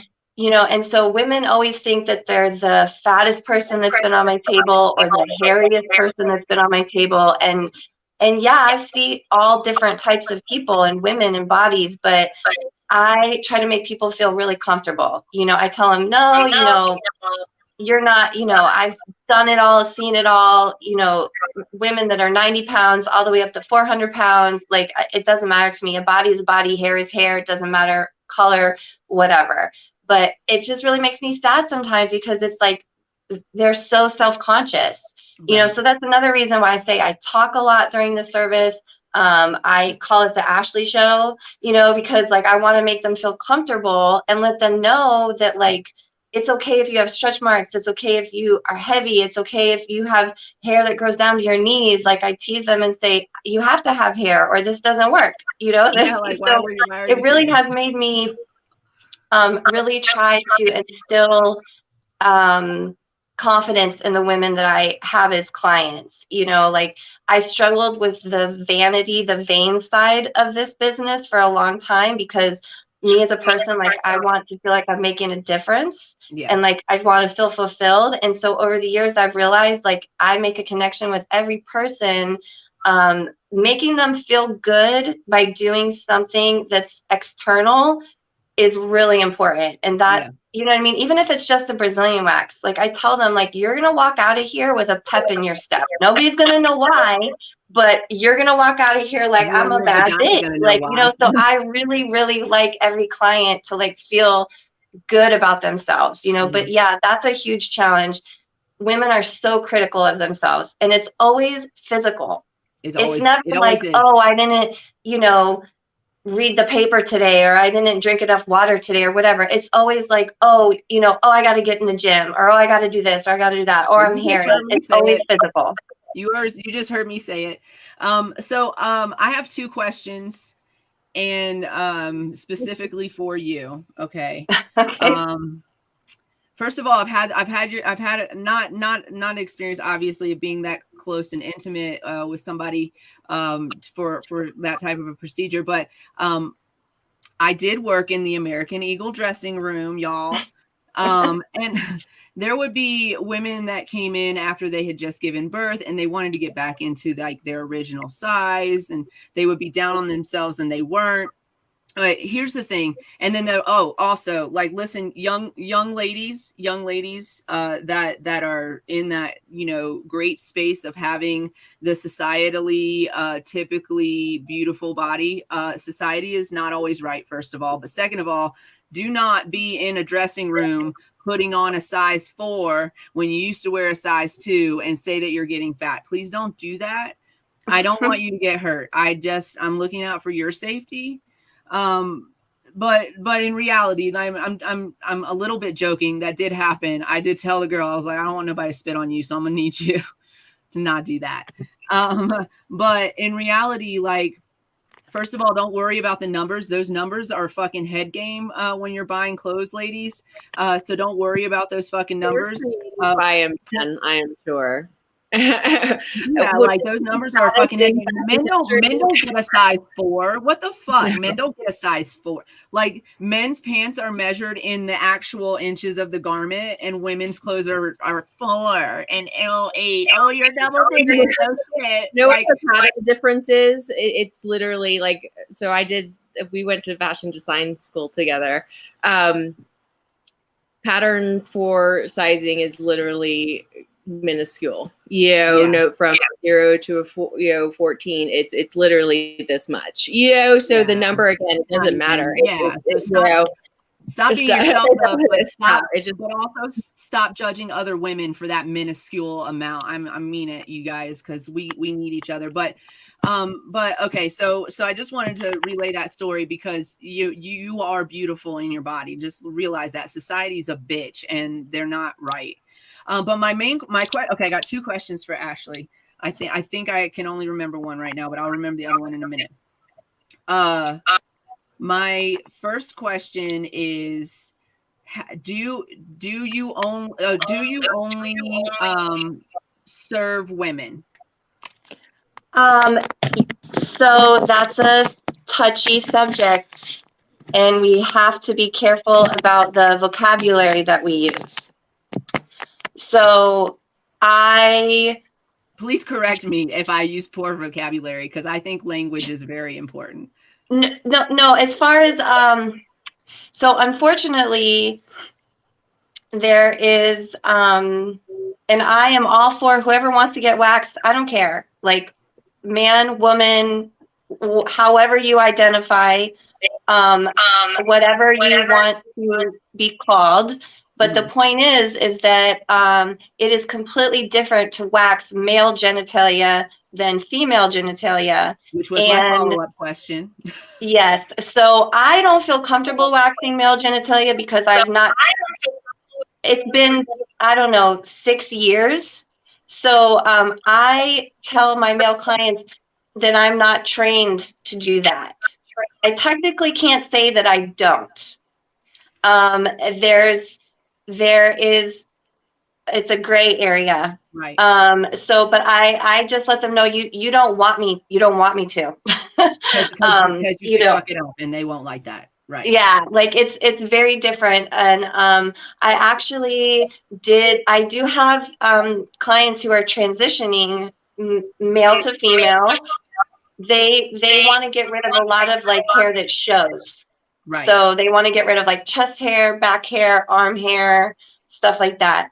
I do male everything else. You know, I've strayed away from backs and chests over the years just because I work for myself now and I just don't want to. They're strenuous on my body. So I do ears and nose a lot. But yes, I do males, but not like Brazilian waxing. Okay. Okay. Yeah, that was my question because I have a lot of questions about ball waxing, but we'll do that on another episode. Yes. You ladies have been amazing. We'll start with Jen. Can you tell us where to find you? Yeah. And your Cornerstone Tax Services and your Etsy store? Yes. Yeah, so my website is bodylovecollectivellc.com, and that's for all my photography stuff. My Etsy shop is also Body Love Collective. This is one of our shirts.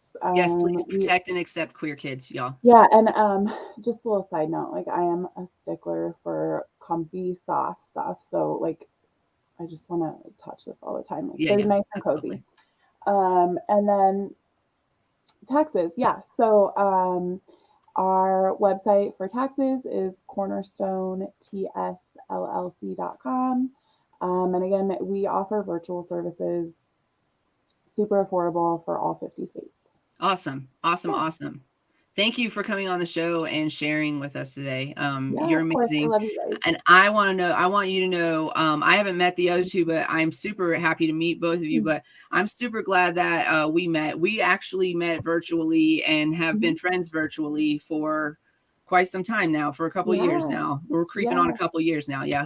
So, yeah. And you know, we've had our ups and downs in the last couple of years, as with everybody, but we've been supportive of each other and it's been really helpful, and I'm grateful to have you in our lives. To have you and MJ. I love you ladies. Yes. I appreciate you. Kelly, tell us where we can sign up for your classes. Okay, so I just wanted to add one thing real quick, because the subject of insecurity about females and their bodies, I found has come up a lot. And one of the reasons that I fell in love with pole dancing, and I teach it and travel to teach all the time, is because I have watched it change women from very insecure, not feeling strong, not feeling confident, to coming and taking pole classes and just starting. You don't have to be strong to start. You can be any size, you can be any shape. I know some amazing professional pole dancers that you would not look at and think that they are, and they are fucking amazing. It's not about that. It's just about practicing and consistency, and it changes people because they start to feel stronger and feel more confident and start to feel accomplished. And when they go to the gym, they don't dread working out. They go and have fun. Yeah. And it's a good time. Yeah. So anyways, I had to throw in that little thing. Thank you for that. Wait a second. Pole dancing will change that for you. All body positive is very important. Everybody go to pole camp. And what she's saying, it's not about, ladies, it's not about like, oh, you can go to pole dance and lose weight. No, that's not what she's saying. No. She's saying that any body type can do pole dance. I have seen some very large women do pole dancing and are stronger than me, can get themselves up that pole more than I could ever think about doing. And I'm a small person. Like, it's about strength and confidence too. It builds this confidence. So yeah, just remember that you're beautiful in your body. Yes, exactly. Okay, so you can find me. My full name is my Facebook, so it's Kelly, Kelly, and my middle name is Elizabeth, Elizabeth,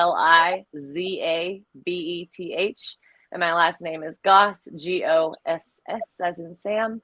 I have a business page called Kelly's Aerial Arts and Fitness, if you wanted to look that up on Facebook or Instagram. And my Instagram tag is my entire name again, Kelly Elizabeth Goss, with the word pole at the end of it.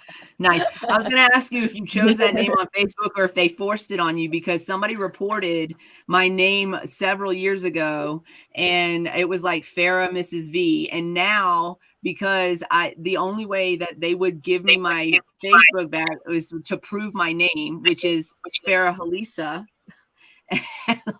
And so now my Facebook name is my full name, because they wouldn't let me not have that, and they won't let me change it. Yeah, I just have always used my full name, and I use the stage name Kelly Elizabeth Boss. Nice. That's brilliant. I love it. Awesome. You guys go follow Kelly. And then Ashley, where can people find you? You're in Florida, correct? You can find me my Facebook, Ashley McMullen, McMullen, and I'm on Instagram. My business page is waxed_by Ashley. I will tell you though, I have a love-hate relationship with social media. Yeah, we do. So too. I will go months without posting on my Instagram because I'm busy. Yes. And I've got 2 kids and I'm just always doing something. So you can follow me over there. I will follow you back. I can't always guarantee that I have exciting content all the time. I just wanted to tell Kelly too, you know, we go so far back. Like I remembered she gave me a cat one time. This kitten, I chased this kitten into an engine of a car at her house in Plant City. Kelly, that cat lived to be 13 years old. She was the best cat ever. I love it. I love it. I love it. I love it. So I always think of you often. That's amazing. Oh, yay. Yeah, she was great. But yes, you guys can find me. I'm old school. I'm on Facebook more than anything. So Yeah, Ashley McMullen on Facebook. Thank you so much for having me. Thank you for coming on, ladies. We appreciate I love you. May, I love you. Thank you. Thank you. Bye. Bye. Bye. All right. Let's pull everybody out. There we go. All right. So, who do we have in here now? Oh, look. Let's bring all of our guests that are in the waiting room into the show. And I messaged J-Lips if she wanted to pop in to pop on her camera, but I know she's also working. So shout out to the queen there. I think I saw camera movement. Oh, there she is. Let's pop her. Let's pop J-Lips on real quick. Say holla. Hey, Janet, do you want to shout out your home business that you're doing? Yes, absolutely. Thank you. Hi, I'm Janet. Cover your shirt. Bronx, We can't advertise for them. Hi, I'm Janet. I'm from Bronx, New York. And I have a home business. I sell inspired bags. I also do makeup boxes. I'm retired. I'm a canna mom. And I've been a cannabis user for 36 years. It helps me with pain, anxiety, depression, and it helps my daughter with social anxiety. I met Queen through social media and MJ and everybody here, actually, and visited her, and she's a lifetime friend forever. Thank you. Forever. I love you. I want to say, I love you too. I want to say also, let me tell you the boss's bitch thing that she did was it last year that you did this? Last year. The year before? Yeah, last year, I think. It was last year. Last year, legalization came to New York. And one of the rules in their legalization was that you can smoke a blunt anywhere you could smoke a cigarette. So you could smoke anywhere you could smoke a cigarette. So on another podcast, there was a contest going on to win a Levo machine, right? So she entered the contest, and it was like, what would you do for a Levo, right? So she entered the contest, and she said, I'm going to smoke a blunt in front of a cop, and we were like, a woman of color is about to smoke a blunt in front of a cop on live. We were kind of scared in New York, in Bronx, New York. We were like, what's gonna happen? Like, we were like on the edge of our seat. She walks by this police officer, blunt to the face, all lit, smoking it, very confident. And she looks over and she says, "Happy 420, officers." Keeps it moving. And it was the best. It was so good. And you won. And you won a Levo.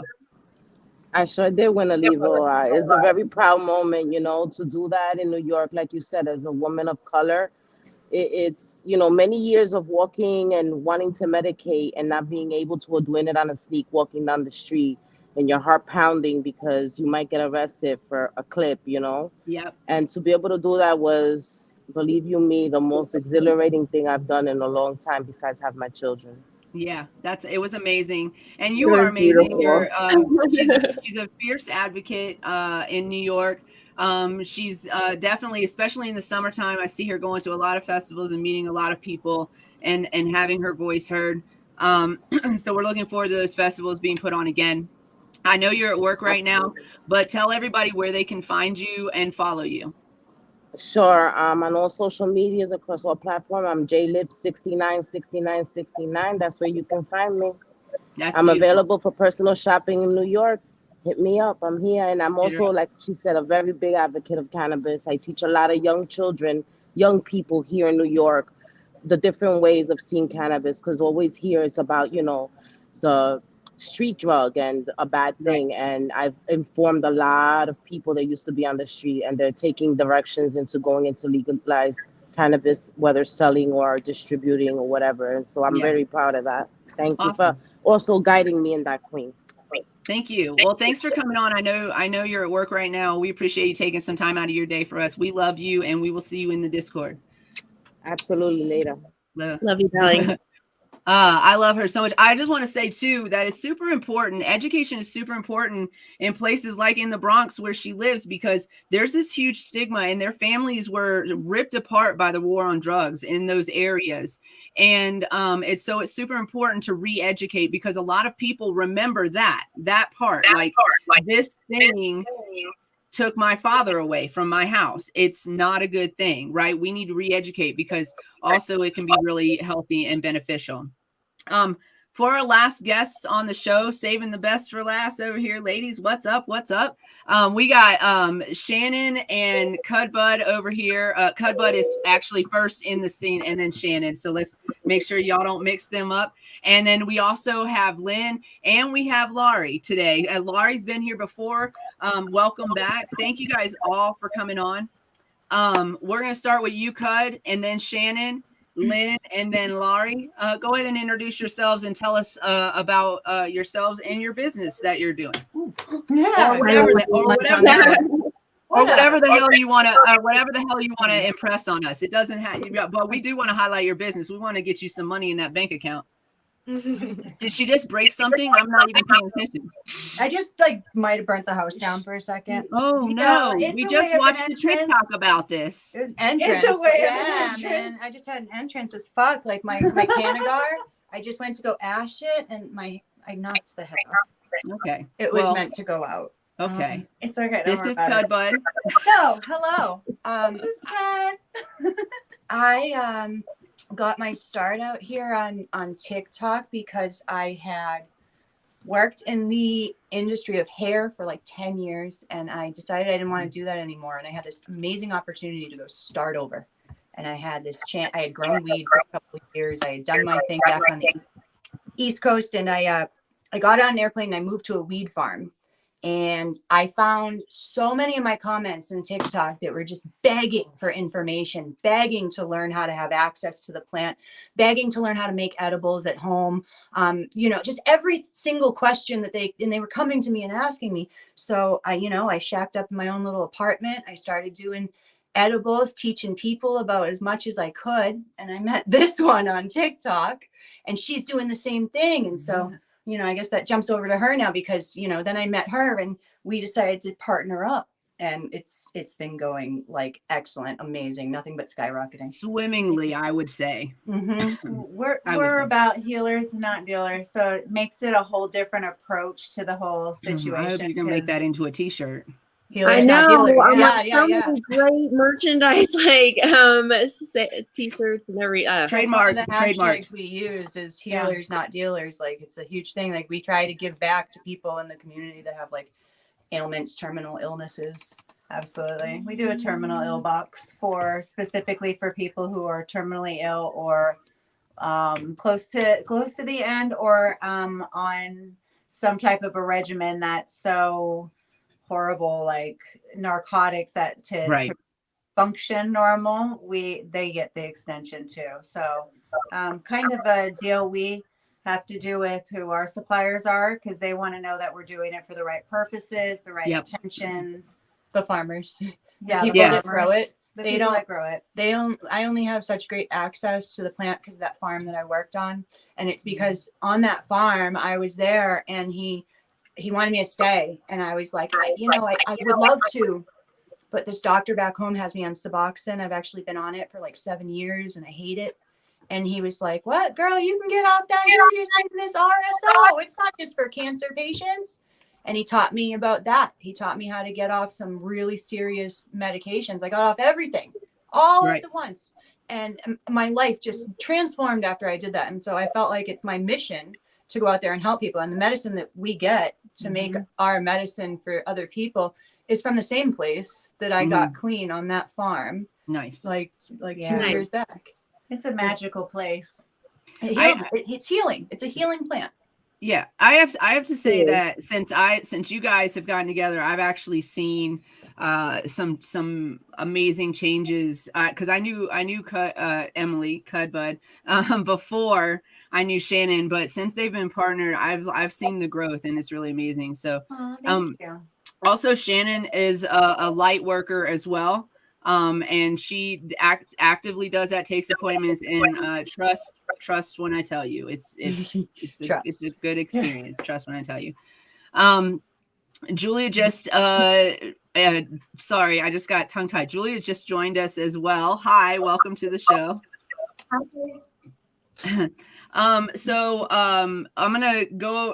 just gonna go over to Lynn because she was in the line. So Lynn, hi. I miss your face. I'm so glad you're here. I'm glad I'm here too. So tell us a little bit. First of all, let me tell you how I met Lynn.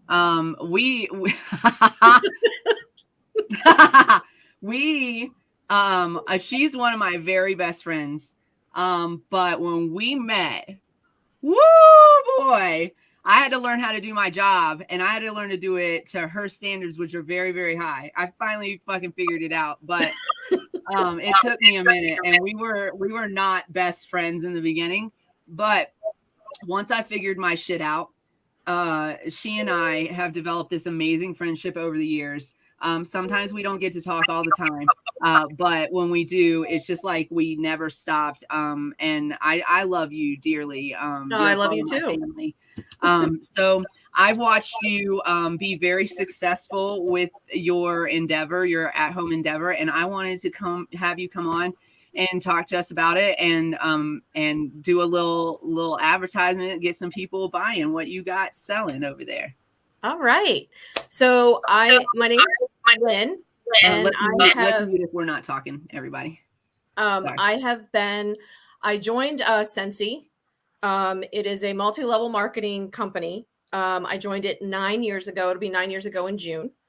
And to be honest with you, I didn't join it for any other reason other than my mother had passed. And I was looking for something to keep my mind off the passing of my mother, because I found that my downtime was a bad time. I was in a very dark spot, and I was introduced to this product, which, if you don't know what Sensi is, it is a wickless candle company. It uses a bulb to heat your wax. There's no flame, there's no soot. We have so many different product lines, but basically we're known for our wax and our warmers. But we've since come out with a laundry line and a cleaning line and a pet line. But basically I got started in it because I just wanted something to pass my time, and to keep my mind off my mother. 8 years, it'll be 9 years just June. I now am in the ranking of the top three the third highest position you can get within the company. And I did that in September during the pandemic of September of 2020. I love it. I love what I do. Before I started Scentsy, I would have never done this. I would have never gotten on a plane and flown by myself. I would have never gotten up and spoken in front of people. I am extremely anxiety riddled. And I even had anxiety getting ready to come to do this. And that was the more reason why I felt that I needed to do it, because I knew that it would take me out of my comfort zone. And that's one thing that Scentsy has done for me. The friendships that I've created throughout this company is more so than my paycheck. If I didn't make another dime with Scentsy, I wouldn't care, as long as I kept all the connections that I've made in the 8 years with this company, because it is truly amazing to have women who uplift each other, support each other, encourage each other. You train with each other, and you just have this positive vibe going, because my regular job, as Farrah will tell you, there is nothing positive about what I do. It is all negative. And so this just gives me, it's a happy place, and I truly, truly love it. And I couldn't imagine my life now without it. So it's just been a blessing to my life. And I just hopped on a plane last week, went to Florida with 27 people I didn't know, and walked away with 27 incredible friendships. So I truly am blessed to have had this company come into my life at a time where it was a very dark period for me. And it has just given me a sense of purpose, a sense of desire, a sense of belonging, and a sense of family that I was lacking after my mom passed. And so there's not enough I could say about the company itself. The products are great too, but really it's the culture that they've created that allows me to continue to do what I do. And I like the person that I'm becoming because of what I'm doing. My self-confidence is up.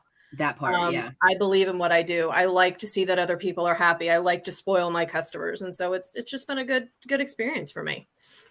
Yeah, I see you doing it, and you're doing phenomenal. And I watched you in the beginning, and I watch you now, and it's like completely different person that we're watching. I've always found you to be very strong and confident. But like, I know you too. And so I know, there's deeper, parts of you. Yeah, I want you to know, I'm so proud of you for making it this, this is almost, you can almost leave. You can almost leave. I'm very close. Very close. Share how we can find your products, and so we can help with the. I'm sorry, I didn't hear that. What did you say? I was saying, share how we can find you and support you in your Scentsy journey, so that we can help manifest more things. On Facebook, it's just my name, Lynn Kennedy Lacy. And it's Lacy. There's no E. I have a VIP group, which is Butterfly Kisses Scented Wishes on Facebook. And you can also message me. My phone number is 757-793-8879. And I'll be more than happy to give you my link, send you some samples, send you a catalog, whatever you need. Boom. There it is. Y'all get it hooked up. Make your house smell good. They got all kinds of cute stuff too. They got these little stuffed animal little things that they do, and they got all these cute little warmers every single year. The Nightmare Before Christmas series comes out, and every single year I show my husband and I say, go get me this. And every single year there's not been oh wait, I do have that plug-in one though. I do have the plug-in one, but like the big ones, I've been trying to I wanted a whole collection, but you know how he does, but it's fine. It's fine. You guys go check it out though. It's really cool products, and yeah, it's amazing. Laurie. Oh wait. Well, hey, real quick. So Goldie, I call her Goldie. That's how I know her. She actually popped out of a meeting so she could pop in here, and so I just wanted to. Sorry, I did not. moment to intro her. Laurie, girl, I love you. I know. Yeah, I know you don't have any buttons. Apologies. I didn't realize. No, sorry. And I just only because I was communicating with her on Messenger too. So that's why I just know this now. And so I actually met Goldie through a women's skiing group, like Connect, to try and, I'm on my own. I don't have a lot of people that, ride at my level or have my schedule. And so I've watched this girl teach you how to jet set and be an entrepreneur. She's always traveling to different places, holding different entrepreneurial conferences or coaching. And so that's how I know Goldie. And thanks for being here. And yeah, thanks so much for inviting me. Yeah, it's really great to see your podcast. You mentioned it before, but yeah, our skiing adventures were always awesome. But yeah, so a little bit about me is that I was working as a trauma therapist and a first responder, and I'd actually moved to the area up in the mountains from across the country. So I was doing that for a while, but I noticed that there were serious leadership issues. Like everyone was quitting, people were being treated really badly. Like it was a culture problem and a leadership problem. And so I decided to focus primarily on that. I had worked in leadership for a long time, but more in terms of clinical supervision to train other therapists. And that way I kind of expanded to helping other executives and entrepreneurs. And I started my own business actually during lockdown in April 2020, after seeing just horrible things, people having panic attacks, not wanting to go into work because of how they were treated, medical issues. People were telling me about how they were afraid the cancer would come back because of the stress level and bullying at the job. Just blacklisting across, like people couldn't get work anymore. They're like, if you don't work for us, we're going to make sure you don't work for anyone. There's a lot of stuff that was going on. And so I basically was like, I think I would do the best to help in the leadership field, because then I can help multiple businesses and also people. So I do one-on-one executive coaching, just kind of helping people escape from toxic workplaces, recover, do career strategy, because a lot of people don't realize you're worth a lot. What you know is worth a lot. And if you build up your confidence and you think of, instead of, I'll just take whatever the job gives me, and instead you decide what type of job you want, or you do your own business, whichever way you're going. So I've just been seeing such amazing transformations. And I'm also doing a retreat, adventure travel leadership retreat in Costa Rica coming up. Hopefully will be actually next month. I'm hopeful I can get that going. And yeah, I'd also do some trainings for businesses with like employee engagement and culture. Yeah, so that's what I've been doing, and it's been really rewarding. I love seeing people transform and just kind of build their confidence and go out there and do what they thought they could never do. Like they just change everything about what was going on. And I just love being a part of their journey. And every time they reach out to me and thank me, I'm like, it's a partnership. You did the work. So yeah, it's been amazing. And the best way to reach me is either through LinkedIn. Hopeful Bluebird is my company, Hopeful Bluebird Consulting. That's on LinkedIn. And my email is hopefulbluebird7, just the number 7 @gmail.com. And I do have a special going this week, actually, for women, for Women's International Women's Day or week for 50% off for 5 people. So I'm going to be choosing based on their stories and what they're looking to accomplish. So that's a little about me. Yeah. That's amazing. That's such an important message. And I feel like it's the message that we've had throughout every single panel that we've had, is that you can be the person you want to be. You can do the thing you want to do, and you can be successful at it. You can do that. Mm-hmm. Like, I listened to this comedian. He is a man. I'm sorry. I'm going to reference him. I've listened to Tom Segura, and there's one part where he talks about how he wants to help people achieve their dreams. And that somebody came up to him one time and was like, I want to open a shoe store with a hot dog shop or something like that. Like literally you could do that if you want to do that, and you could be successful at it. You just have to pitch it right and do it right. So, and believe in yourself. It's a confidence thing as well. So, man, we appreciate you coming on for that with that message. Thank you for taking some time out of your busy schedule to join us. Yeah, I feel like we might be in touch too. Shoot, we could probably use a little coaching ourselves. So yeah, we've talked about doing, partner therapy, counseling. And so, team building is right along the lines with that. And, absolutely. If we can go do it on a tropical island or another space, then, we're happy to travel. Yeah, if you want me to come to a beach in the winter, I would be more than happy to do that. Like, I can't do it anymore. It's too much. Sounds good. Well, thank you for joining us. Goldie is what you prefer. Have a wonderful rest of your evening. The rest of y'all stay put because we're going to chit chat for a few more minutes. Thanks for joining us. And Laurie, go ahead and introduce yourself, please, because I want to chit chat with y'all for a minute before we have to jump off. This is a long show, y'all. Thank you, love. Sorry about that. Thank you. Oh, you're muted. It's okay. Thank you. Hey, my name is Laurie, and MJ invited me here a couple months ago, and we talked about different dynamics with recovery and cannabis, and what those two worlds look like. Yep. And I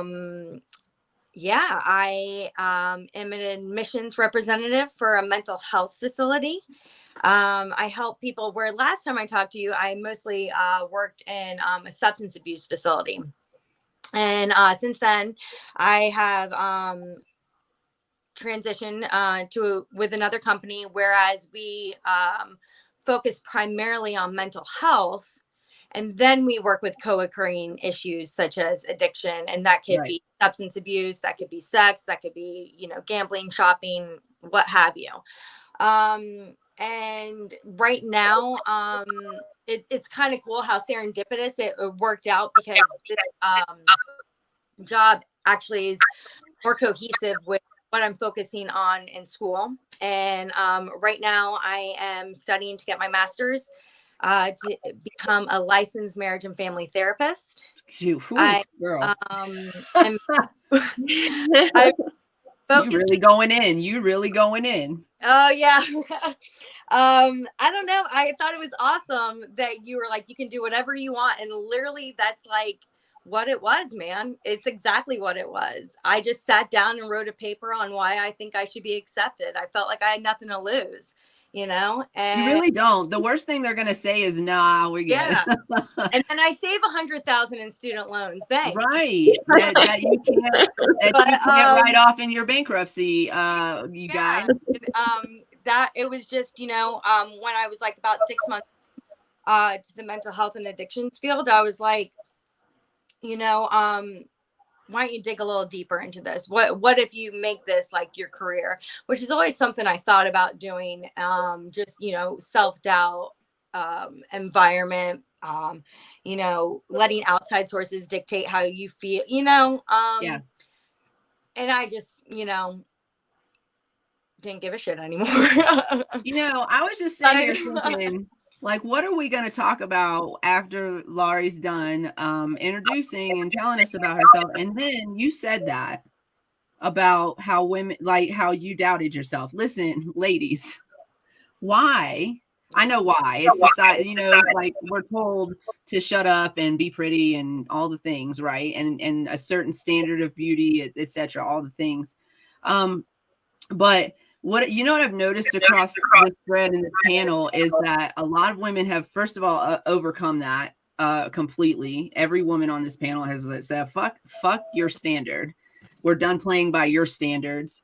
But there have been a couple of times where I noticed, I don't call nobody out, and I don't even remember where I noticed it, honestly, but I noticed there would be like a slight underhanded comment about themselves before They told us the positive, beautiful thing about themselves. Like here's an example. Some of our panelists, I'm gonna get you guys. Some of our panelists was like, well, I'm not as educated. Like it's a comparison thing. Like I'm not as good for this panel as this woman is, but I don't know why I was invited here, and things like that. And I think that we are not trained to walk into a room and brag about ourselves. Mm-hmm. Mm-hmm. And we're not trained to uplift other women. We're told that other women are competition. You know why? Other women, we would rule the fucking world if we were not fighting with each other. Fighting us by telling us we don't have compassion for each other because we're meant to compete, and that's not that's not. Again, not true. It's not true. It's not true at all. We and also we live in an American society, and an American society is that you have to be the best. Number one is important. Mm-hmm. So we don't live in these communal societies where the community is the most important. Yeah. But I think women actually operate that way. When you say, you ladies are on mute if you want to contribute to our conversation up there. I'll make sure. Yeah. Unmute to contribute. I got you. Okay. Okay. She's making fun of me for burning her carpet. Well, you deserve that. I can honestly say that there's no way in hell I would be where I am today if it weren't for women. Yeah, I came up with this crazy idea of, switching careers, and then I was in a weird limbo phase when I got into this, but sorry. No, that's okay. It's probably because we're all unmuted. Yeah, man. They helped me write my resume. They helped me write my recommendation letters. They shot sunshine up my ass, told me I could do it, and they're like, well, why don't you do it? And literally it was like just a community of women in my life that help support every dream, and flat out told me, they're like, when you feel like you can't do it, I'll be here to tell you can do it. Yeah. It's awesome. Not without a shadow of a doubt the power of women, I feel. Absolutely. 96% of my followers are women, and there's only 2% men that are our customers. Yeah. We wouldn't be where we're at all today if it wasn't for all women. Yeah. Absolutely. Yeah, women have given me, women have been that voice in my head. This woman right here has been that voice in my head on even when, even if I don't call her or, so there's times when her voice is in my head pushing me forward because that other voice that's instilled in our head tells us that we're not good enough. It's very important that we have each other to remind each other that we are absolutely better than good enough. Mm-hmm. I think. Mm-hmm. Yeah. That saying, check on your friends that's the happiest, is so true. Many of my friends that seem the happiest, I know behind closed doors battle things, because you really should. You should check on your friends. We're there for each other, I don't even care if one of my friends lives all the way across the country. I give a fuck if they're having a bad day or not. Yeah, absolutely. I feel that shit in my soul. You develop a sisterhood with these women. Yeah. Are we gonna cry? I know. I don't know why I'm crying. I just feel like. In fact, I'm honest. Before I do something scary, I see the women behind me, and I'm like, I can do it, man. I get this vision of all my sisters behind me, and it just. That's beautiful. I had an acid trip like that once. I was like, y'all. It was before we did the bathroom remodel, right? So we had this long sink and this big, huge mirror, and I was tripping, and I was in the mirror. I recorded this like I was going to be able to see it the next day. I was flipping the light on and off so that I could get the and it was crazy. It was insane. But then I climbed up on the counter and I got real close to the mirror. And you know how mirrors are made, right? They're made in layers, film layers. And so I was in the mirror I can see my ancestors. My husband's not having a good trip. He's not doing well. And he's like, I don't want to hear about your ancestors. But I'm like, no, there's so many women in here. But there probably were, because you know what? You are connected to all of them. That's amazing. But that's a wonderful thought analogy. I'm going to use it. Yeah. Great. And that's I'm so excited for this show, because I feel like, again, we connected so many people today. I feel like our listeners are going to get to connect even more. And I'm serious. We're building a community. So, yeah. Sorry, guys. It's okay. I love it. I literally cried all day yesterday, and the three of you at the top of the screen were like my saving grace. And I appreciate it. And a few others that came into, Jen was in there as well in the Discord. Just like, it wasn't a necessity. I wasn't on any ledges or anything. I was just in a place where like, I just, y'all ever had women, ladies? I know guys are taught not to cry. You can though, and you should. It's very therapeutic. It's, anyway, but like when you just like when you're talking and like it just starts happening, you just can't stop it. It's just the most annoying shit ever. But that was my day yesterday. But today I'm stronger and better for it. I had to like. You're doing great today, though. Yeah. Today was like such turnover day. Yeah, I know, right? It was like such a purge yesterday. So it cried out. We need those days. Yeah, Those days we gotta water ourselves to grow. That's what tears are. Where we gotta release and water. Nothing grows without water. That's it. I know that, Lynn, you were talking about how you get to go on these retreat and meet all of these amazing women from different backgrounds and different lifestyles that are connecting through this business model and making the business work too. It's like, yeah. So how do you guys stay in touch? Do you guys have like we have a Discord where we're trying to build a community and kind of make sure that we maintain access with everybody, etc. But do you guys have something like that where you can just reach out to your Sensi sisters? I don't know. That's what we call it. We're Sensi sisters. Yeah, we started a Facebook group because there were only 27 of us invited. And it's interesting because when you got there, you kind of walk in and you're looking around, you're like, I don't know that I belong here. One of the things that I really liked about it is nobody had a title when we were there. Yeah. We only used our name. So it wasn't that I was a director or she was a superstar director. I was just Lynn. Yeah. So I like the fact that they didn't single anybody out, which brought us closer together because nobody knew what anybody else's status was. And then you got up and told why you did what you did. And you started realizing that you're all connected by the same kinds of things that go on. And you realize that this person's dealing with a situation. For example, we had a woman in there whose son had committed suicide less than a year ago. And this was the first time she was able to leave her home since his death to come to this. Mm-hmm. And so everybody just started sharing a little bit of their story. And you realize that as women, we're all in this together, but afraid to talk about it. I'm the opposite. I'm not afraid to talk about anything that's trauma that's happened in my life. You're not going to silence me. I was a victim. It wasn't my fault. Mm-hmm. So I don't have to shut up, and I'm not going to.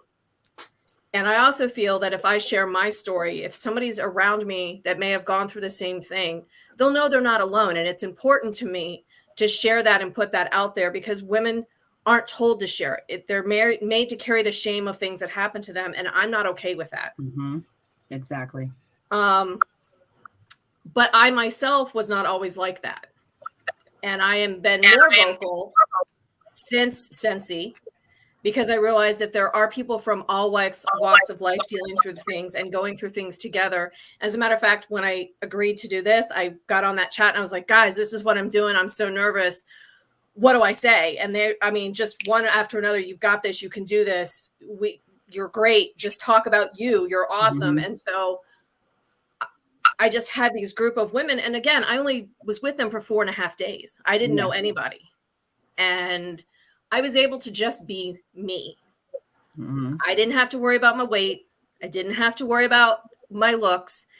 There was none of that there. And that's why I like Scentsy, because it is a culture. Multi-level marketing gets a bad rep. And there are a lot of companies out there that are not great. My personal experience with this one is unlike any other multi-level company out there. And it's because of their culture and what they put out in their culture. And we can all get together, and we may not see each other until June when we have another event, but it will be able to pick up right where we left off. Right. And so that's what I really like about this company. It's just the connections that you make are just so deep and so strong, and how you can lean on somebody else and they lean on you. And yes, you've got these wonderful products that you're selling at the same time. And don't get me wrong, I like the paycheck. I'm wanting to do this so that I can leave my job, because we all know what my job is like. And it hasn't gotten any better. But I've been with the same company for 22 years, and I have not gotten the recognition at this company that I've worked for 22 years that I have with Scentsy. That's true. Shame on you. Scentsy acknowledges everything that I do. Was with him for 5 years. I got to walk across the stage because I was with him for 5 years. I hit director. I get to walk across the stage because they acknowledge me. They send me emails. Hey, you did really great this month.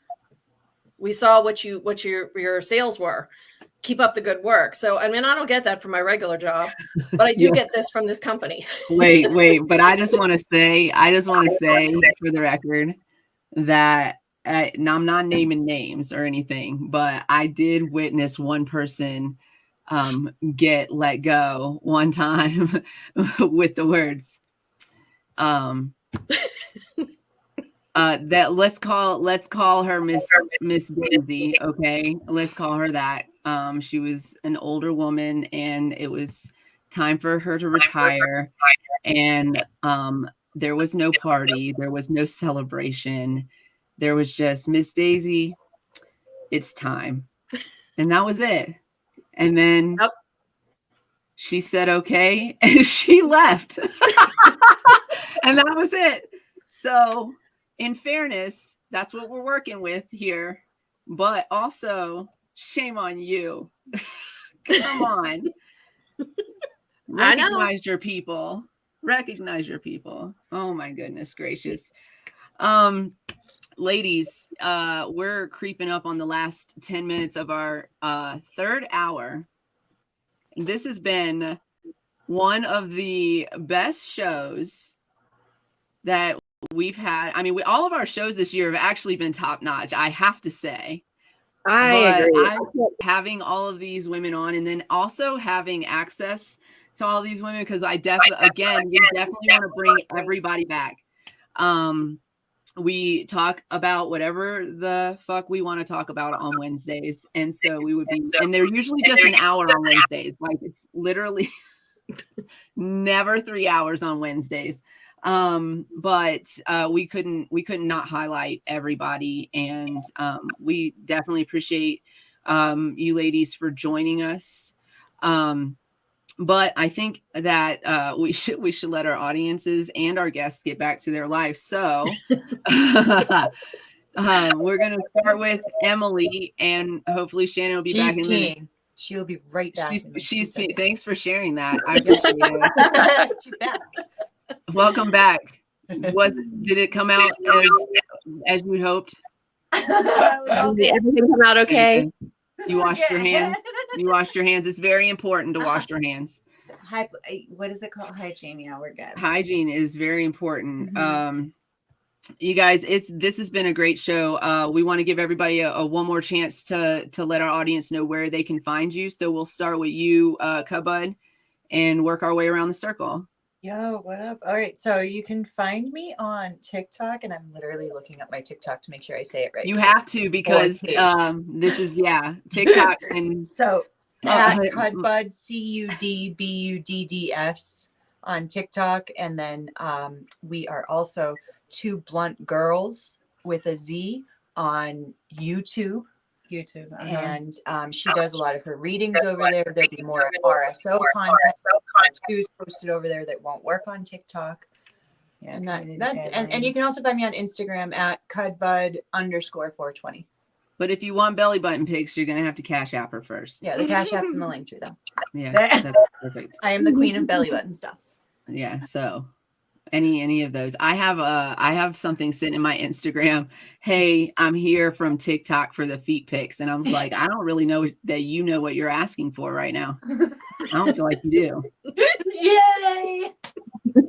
You send me some money, I'll send you a picture of my feet. You're not gonna be happy with what you got, but I'll do it. How do you know? They may let that. They might love ugly feet. They might be like, "Girl, don't ever get a pedicure." Today when I got out of the shower, I was drying off my feet and I started laughing so hard because I thought I was talking about how I cut my toenails too short on my ugly feet, and then Canna Queen says, I am so sorry. I love you so much, but it just brings such a joy to my soul to find out that you have ugly feet. It's that little tiny drop of hater in me that's like, this bitch is not perfect. I love it. Not perfect. No. Oh my God. Shannon, where can we find you? TikTok, The Medicated Medium, for private readings, email for themedicatedmedium@gmail.com. And then my TikTok has the links to both Instagram and YouTube all set up. So makes my life a little easier.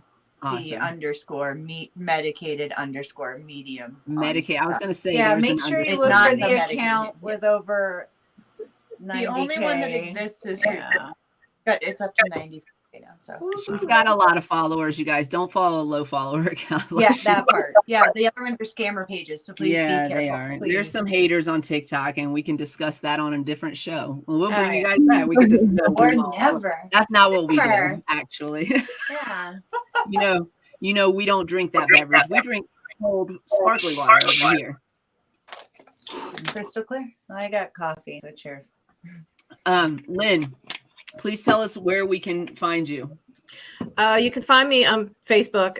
Like I said, Lynn Kennedy Lacey. Or you can, my VIP group is Butterfly Kisses Scented Wishes. Or my website is https://lynnlacey.scentsy.us. Or you can text me or call me at 757-793-8879. That's the word of a true salesperson right there. They're like, here is my phone number. Call me directly. If you want to buy something from me, I will sell it to you. And it's true. It's the true statement. Me too. Laurie, tell us where we can find you. I guess you could just check me out on Facebook. It's Laurie with a W. Carpenter-Staples. And if you're struggling, just reach on out. Yeah, definitely do. You've got a friend in her for sure. The little time that I've known you, you're very amazing and very compassionate. And so if you need an ear, and also if you somebody to talk to, we're in Discord all the time. Check the link. And find all of our links that love you. You guys, this community is at high risk. And when laws are passed against them, it increases their risk of taking their own lives. And we don't want to see that. We want you to know that you're loved and you're welcome in our community any day of the week. So with that said, yes, support your youth and support. Yeah. We're safe. Did somebody want to say? No, I'm sorry. Oh, okay. Go ahead. It's MJ. Go ahead. I just wanted, before we do sign off, I wanted to give a shout out to some of the women that we couldn't get on the show today, but we are definitely there on our books to see. So tune in for future shows. We are super excited for Rooted Buds. The women from Snoop and Denise from Rooted Buds will be joining us next Monday. And Lori, we're hoping we can get her a cannabis model, marketer, all the photographer. We wanted her to road trip with us, but we'll catch her another time. Marijuana Mansion, we're gonna put that out there. Yep. So we Keisha King and Marnay Madison are our lovely queens that have been on the show, but they could not join us today. We'll see them again soon. And Lawan is Maryland Normal director. Okay, Maryland Normal. Okay. We're going to get her on also, a super active patient advocate, and we're going to get her on the schedule for We're going to find out what's going on in Maryland. Yeah. And thank you, ladies. This has been a pleasure and so uplifting to feel the love and support. And hopefully we can all support and love each other some more. Boost you guys up to your next level. That's what we're here for. Yes, lift women up. You guys, be nice to yourself. Don't forget to put your mask on before assisting others. You cannot help somebody else if you are already broken. You got to fix you first. Yes. Cultivate love. Bring it to you. You deserve it. And so the more you love, the more you bring to you. So. And as always, stay lifted, everybody. We love you. Thank you to all of our guests. Thank you so much. We're going to have everybody come back. So you guys stay tuned. Mark your calendars for March 14th. We're going to have Rooted Buds. March 14th. Mark your calendars. We're going to be recording out of Denver on March 14th. Very exciting. We'll see you guys next time. Thank you.